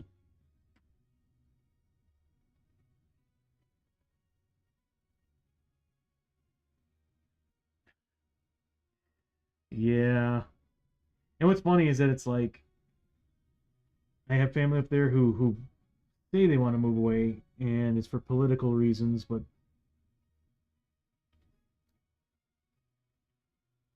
I, they benefit from a lot of things up there right now. Let alone they have, here's the biggest one, they have a house that's paid off. Why would they want to go back into debt? Because, well, I mean, they could probably get something decent for their house. They live off of a lake. Nice big house, too. So they might actually get something decent for it. But I remember them saying that they wanted to move away before I moved out of, well, not moved out of Maine, but before I left Maine a couple years back, they were talking about it. They ended up sticking around. I only have me, and I have one cousin who moved to Arizona.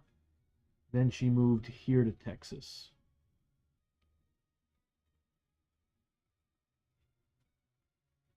And that's because, of course, at the time, property values were really, really good. I was able to get myself a really nice house back when I was working in broadcast. I got myself a 2,700 square foot single story home, 2-car garage. Place was badass. Um, Property taxes just got a little too overwhelming for me, and I could afford it. And it's just, I think I've already discussed this before on streams where I just had enough of like the school system, the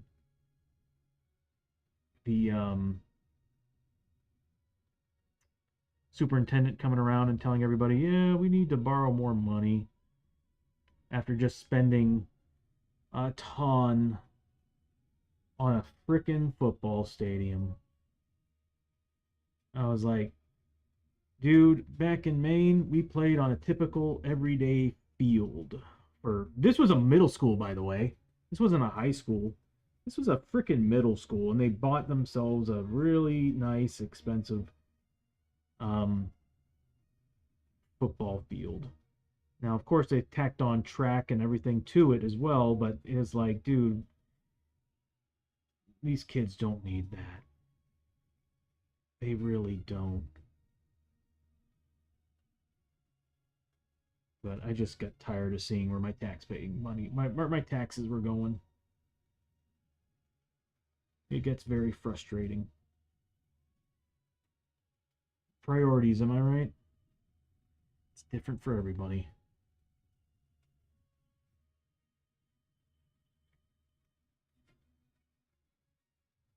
Crazy. The parents were also like, yeah, totally, totally want that. And the rest of us are like, dude, all it is some,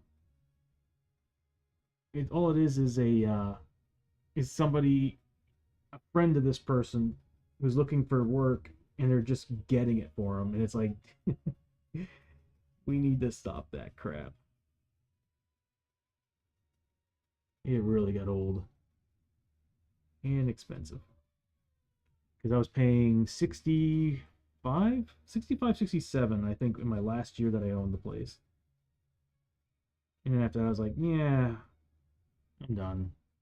But it wasn't just that. It was also just like dealing with insurance companies was really hard. But you know what sucks is that no matter where you go, it's freaking rough out there, man. I mean, insurance companies just don't want to pay or cover anything. And that was my biggest problem with owning a house was every time I turned around there was something wrong, and specifically it was always the roof. The roof was leaking. And I would call and tell them, "Hey, the roof's leaking. I need a new roof." It'd send some douchebag out, and the douchebag would tell me, "Oh, there's nothing wrong with it. You can just patch it up." And I'm like, okay. And I'd bring out a professional roofer, and they would look at it and be like, no, you.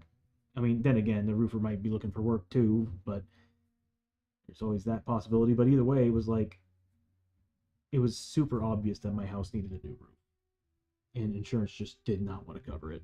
And I was just like, dude, I freaking had it with insurance companies and the bullshit. Excuse my language, but it got old. It got really old. But I mean, everybody feels that freaking pinch. Oh my god, it's annoying.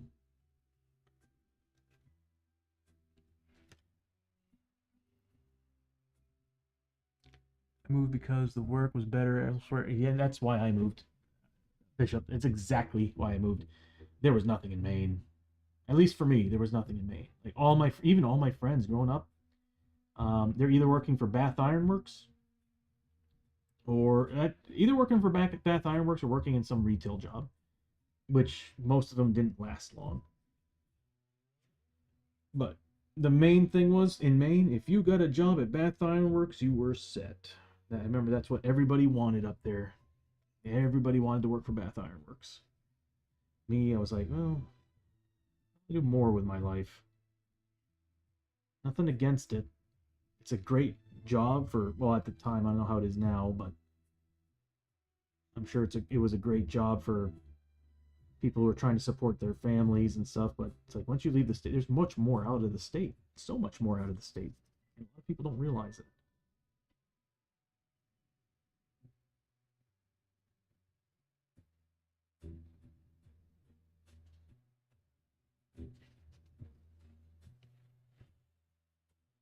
I have nothing against the Northeast. I just couldn't move up there again because just I don't think I can handle the cold weather anymore.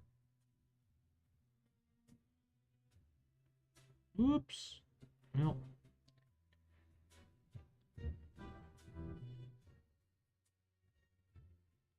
Am I missing anything? We got that.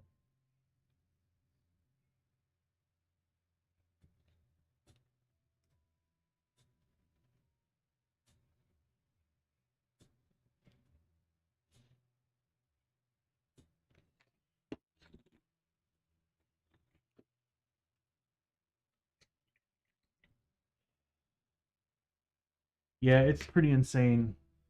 I think it's Plano that has. It's either Plano. Yeah, I think it's Plano that has the expensive football stadium, the big one that looks like a darn actual football stadium, like a college quality football stadium.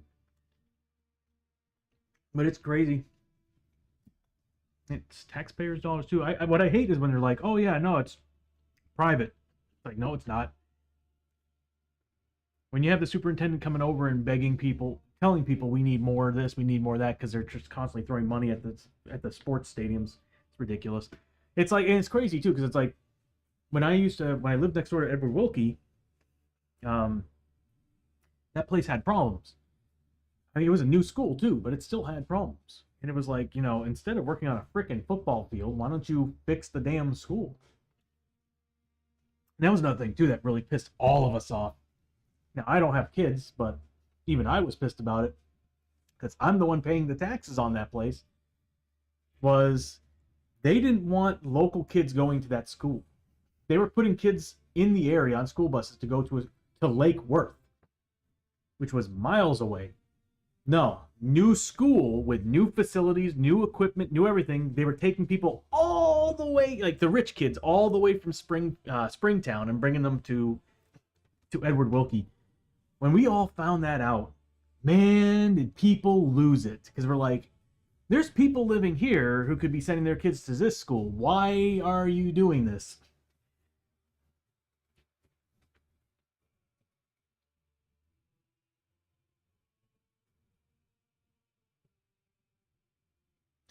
Yeah, I don't know. Like the last time I went to Maine, I had a hard time adapting. But then again, I was only there for like a week. So it was just like Texas if I think about it. When I first moved to Texas, which I won't lie, these days Texas just isn't agreeing with me. The past 3 years I've been having nothing but allergy problems. But but yeah, so like It took me a while to get used to the heat here. I would never leave the house. Um, because it was just too dang hot. And at a certain point, I just got used to it. And I started actually jogging in the 100-degree weather at one point. I was also in really good shape at that time, so breathing was very easy for me to do. Oh, bother.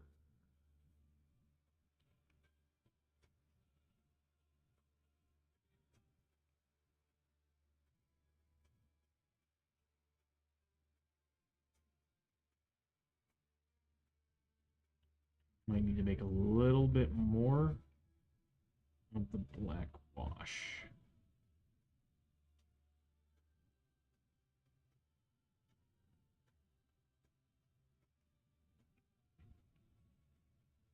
So I am running out.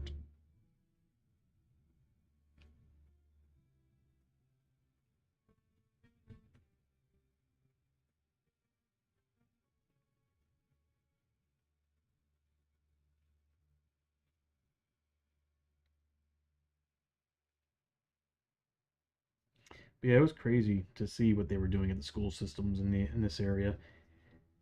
But yeah, you should have seen all the parents protesting that when the school system did what they did.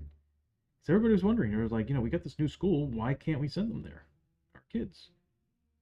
And again, as somebody who didn't have kids, I still went. I still showed my support for the parents because I was just like, again, I'm paying taxes for this. I have a voice.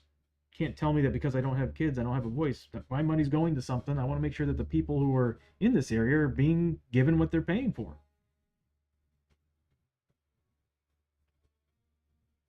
Yeah. Texas is pretty corrupt. I'm gonna say that out loud. It's one of the reasons why I'm planning on leaving. One of these days, it's gonna happen.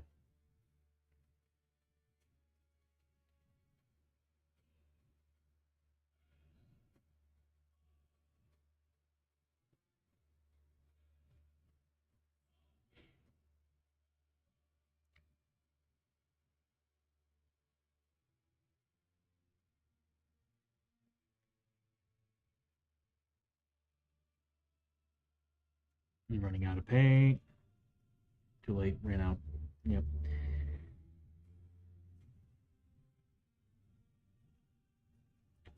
Doing this without mixing medium is a bad idea.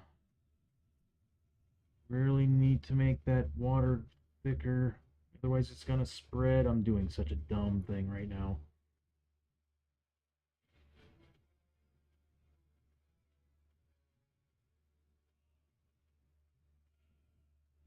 It actually didn't turn out that bad.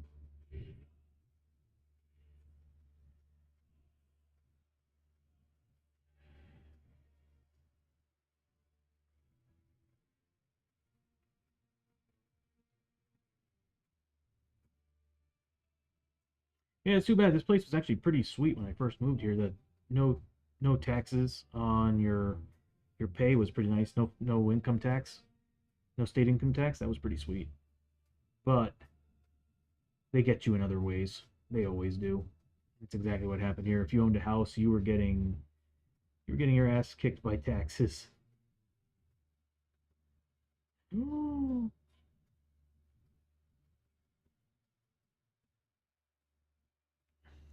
Which there was a recent report that Texas is definitely one of the few states that has property taxes over 5,000. So, or 55,000, I think is what it was. So it's up there with California. So people down here can't be complaining. And what's funny is that they're always complaining that, it's the Californians that are doing it. They're moving here, selling their houses and moving here. It's like, stop making excuses, dude. Stop making excuses. We all know what's going on. You all keep electing them. I'm gonna stop talking. Yeah, I'm gonna stop talking politics. Politics is just such a bad thing to be talking about, and I am so sorry. I just get super frustrated whenever I hear them talking.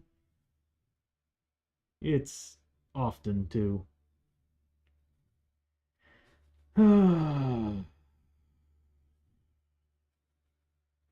a little bit more here. We did those. Because it's like I said, the biggest problem is when you see plenty of things happening in the background, it just starts becoming frustrating and annoying. Like I said, the whole thing with the football stadiums for high school and middle school, just I'll never ever understand that. I never will. But Texans love their sports.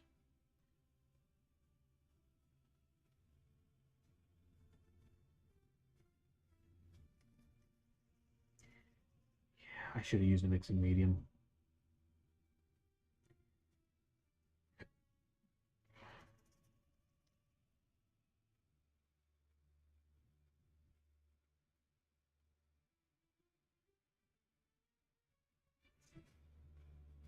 Totally should have used a mixing medium.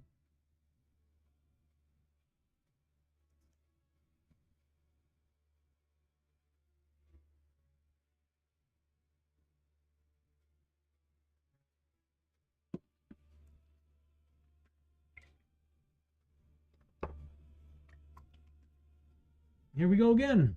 Dropping down to 45 frames per second. I don't get it. There is something running in the background that is killing my machine. Let me take a look.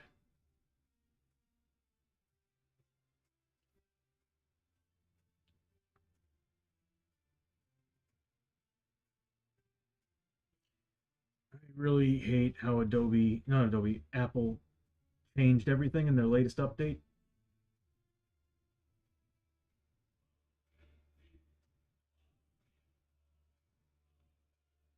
Okay, I'm looking for...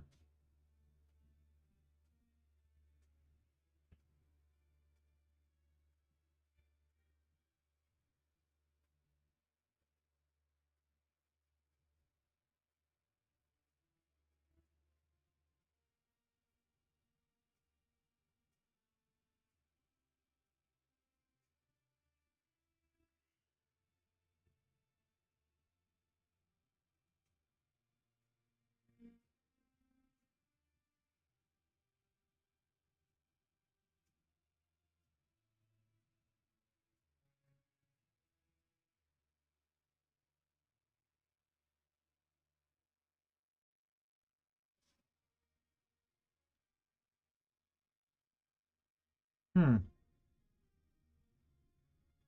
There it is, activity monitor. Let's see what is being used. That is insane. I did recently update OBS. That could be a problem. OBS is using a ton.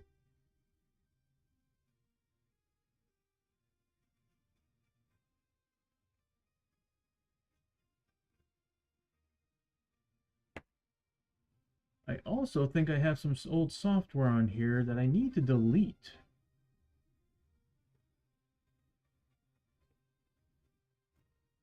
So I'm not using that thing anymore.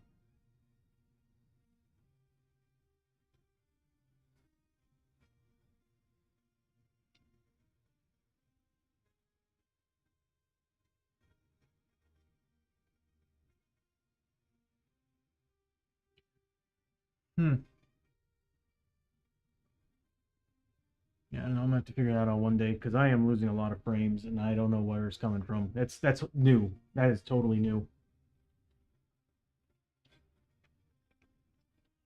I've never gotten that low. All right, let's see if we can do the hair, and then after that we'll call it a stream.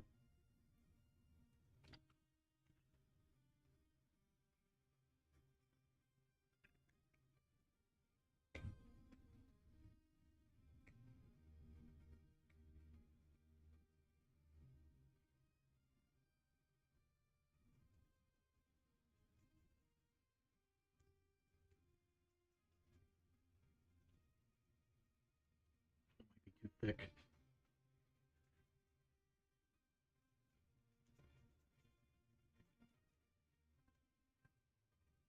It's a really thick black wash. I know I said I was going to go that direction, but this is too much.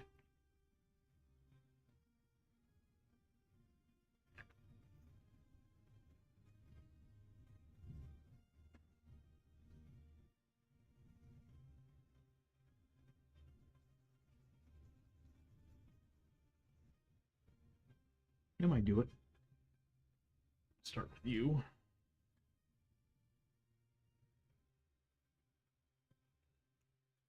We might want to do 2 layers of this.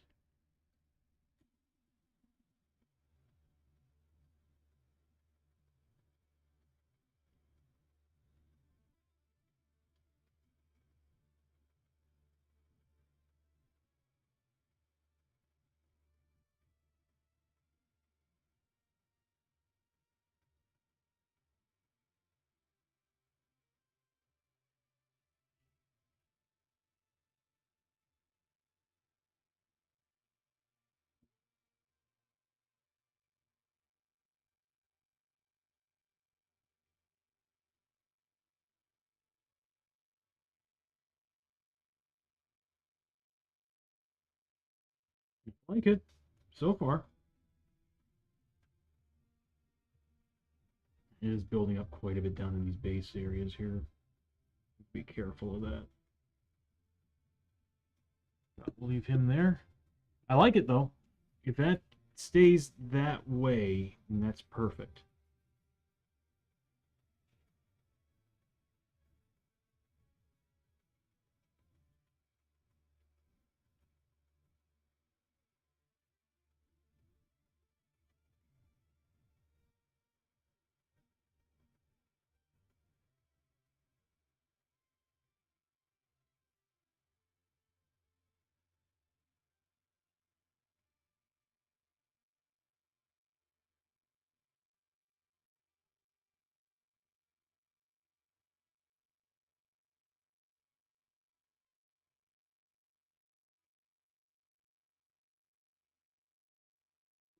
Yeah, I dig it.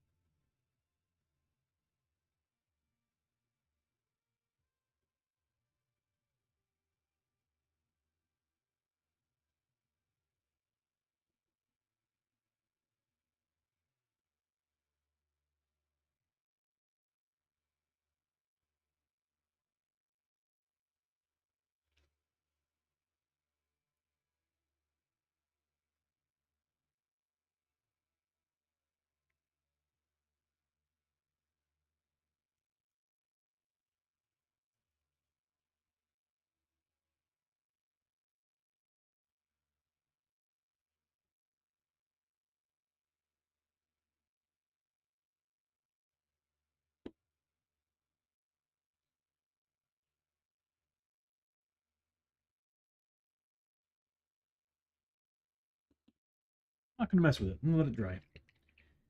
So far, I think I'm really happy with them. And I don't know if I'm gonna do the eyes because I can't really see them.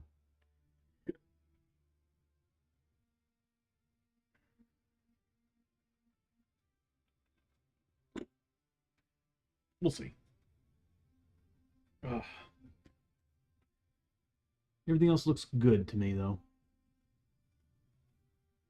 Does it? Hold on.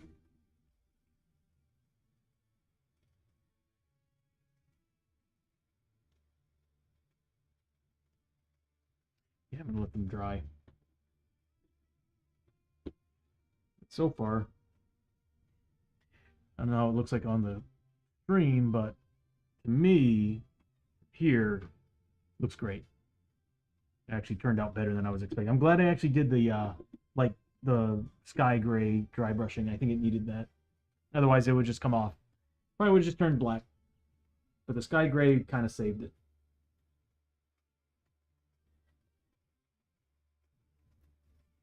Can't believe we're actually pretty much almost done with the Oni.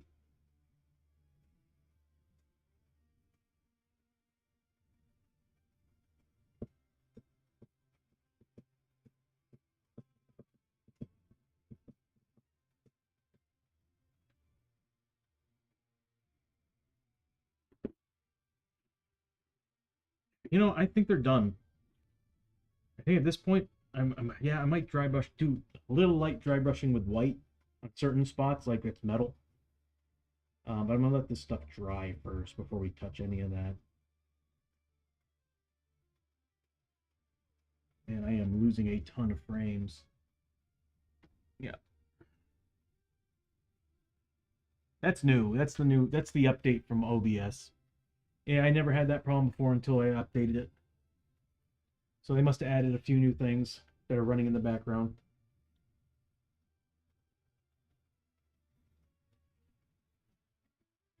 That is a significant change.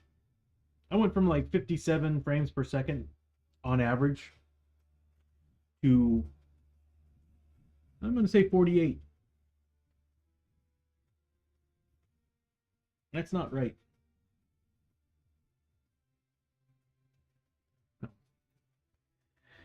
Anyway, I'm hoping to let these guys dry enough to where I can show them.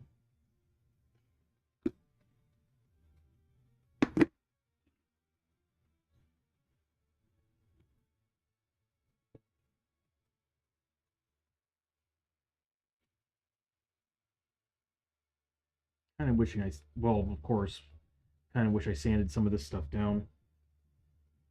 But yeah.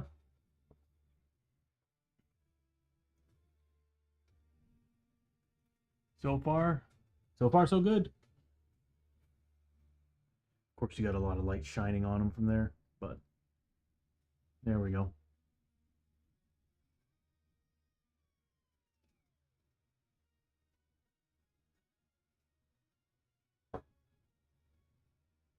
So we've pretty much done with 3 Oni. I just need to, I guess at this point, like I said, I'm just going to do any last minute work on it, on them.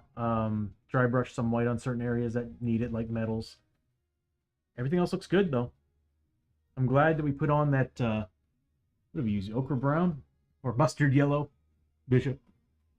We used mustard yellow, ochre brown to kind of touch up the club, because the club was way too pink. So that worked out pretty good. But yeah, I like them. They look good.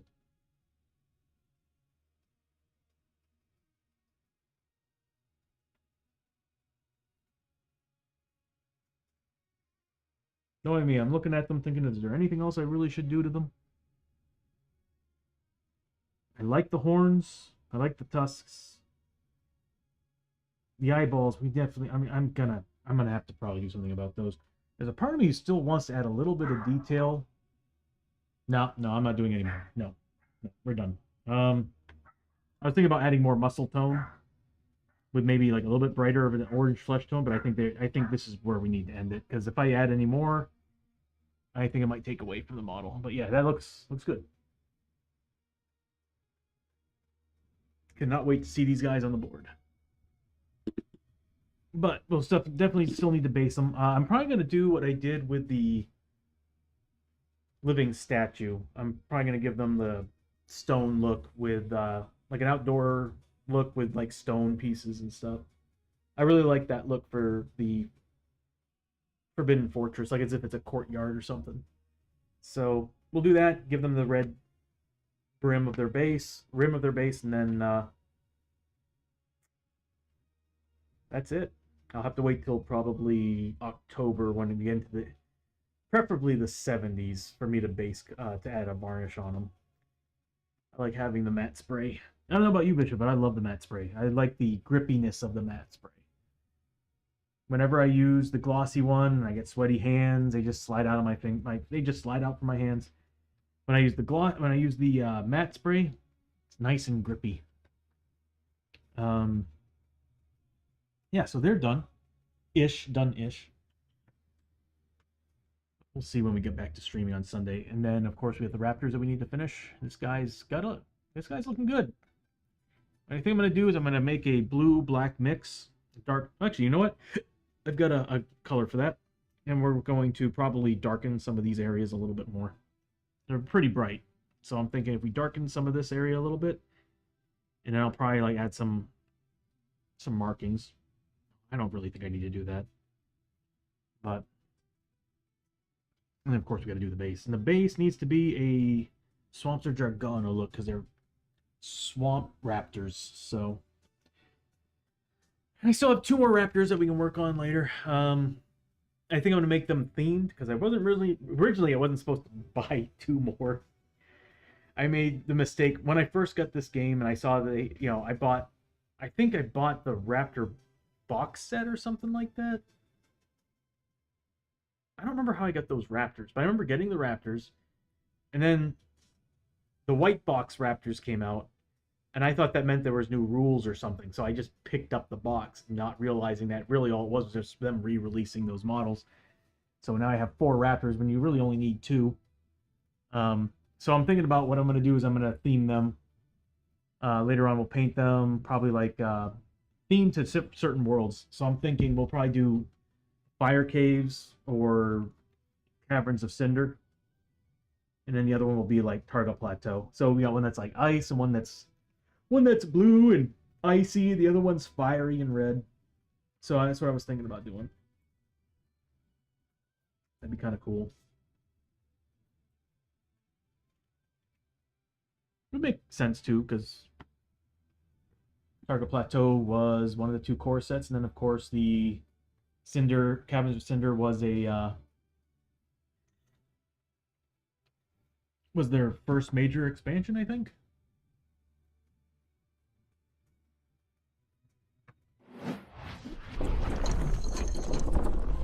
Okay.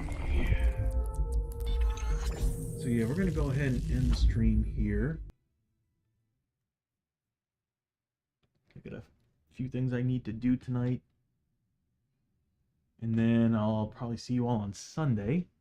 Probably picking up some painting again, but I also do want to play a game. And I'm thinking, like I said earlier, I'm half tempted to pull out Contra or Mega Man, something small. And that's what those games are. Contra's a very small game. I might pick that up and give it a try. It's too bad I can't use the music for it.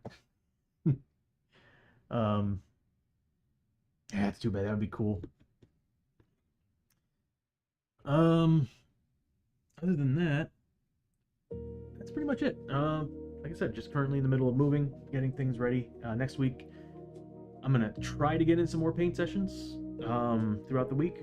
They'll probably be like today, 2 to 3 hour paint sessions because time is kind of short right now, and I need to start taking all the models and putting them into boxes for the move. And I told myself I was going to do it over the weekend of next weekend, but I was like, I need to do this now because I want to be able to set up quickly when we move in so that I can pick up streaming quickly. So in order to do that, I got to take all the models down. And that's another thing too, is the equipment. So there's a good chance that Friday you won't be seeing any streaming. From Friday to sometime the following week you won't see any streaming because I'm gonna have everything taken down, put in their boxes, and I'll be bringing them over to the new place. So I don't think it'll take me long to set up. It's just, how it is. You move into a new place and it's just like when I moved in here, I kept moving things around, but I like this setup. At least I know how to have everything the way I want it. Just minor changes over the course of streaming. So let's see who we can raid into today.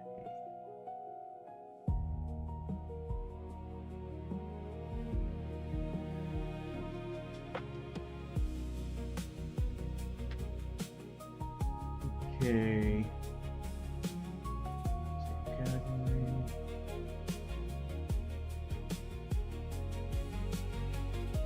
You know what? I'm just gonna raid into. Let's see who we got here. Oh, you know what? We got Hawken. Raid into Hawken. Hawken's gonna be one of the ones that's gonna be joining us on Sundays, by the way.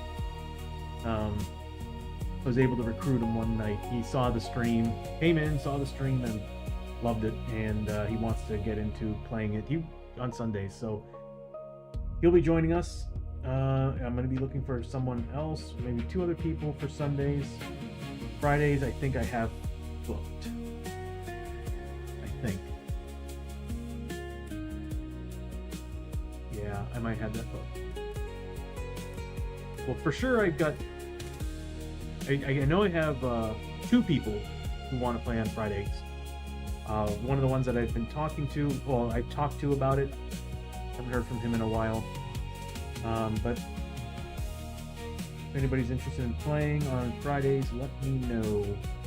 Because we're gonna do a day 0 for those 2 streams, Fridays and Sundays. We're gonna do a episode 0, and we'll go over character creation, and they'll be able to choose their character classes. If they want to play as journeyman, they can play as journeyman. If they want to play as journeyman, they can play as standard characters. I'm gonna give that option to just about everybody. But I think that it's gonna have to be one of those things where, as a team, as a posse, they're gonna have to decide if the whole posse is journeyman or if they're. Because if you have a journeyman character mixed in with a standard base character, it's going to be very unfair for this guy to be keeping up with this guy. So, because this guy's going to be doing a lot of damage. And that's another thing too, is I also got to remind myself to tell people that if you're going to be doing 2 classes, make sure that they complement each other very, very well. Because if you make the mistake of going range and combat, well, that's great, but you're really losing a lot of benefits of having 2 classes that are made for combat working together. Just like D&D, when you multi-class, it's a pain in the ass. Alright, anyway, we're gonna go ahead and raid into Hawken. And you all have yourselves a wonderful Friday evening, weekend. And I will see you all. Did I miss something here? There we go. I will see you all on Sunday for maybe, I don't know, I might do some Arkham Horror. We'll see what happens. I have plenty of time to think about that, but I will see you all for sure on Sunday. So have yourselves a wonderful weekend.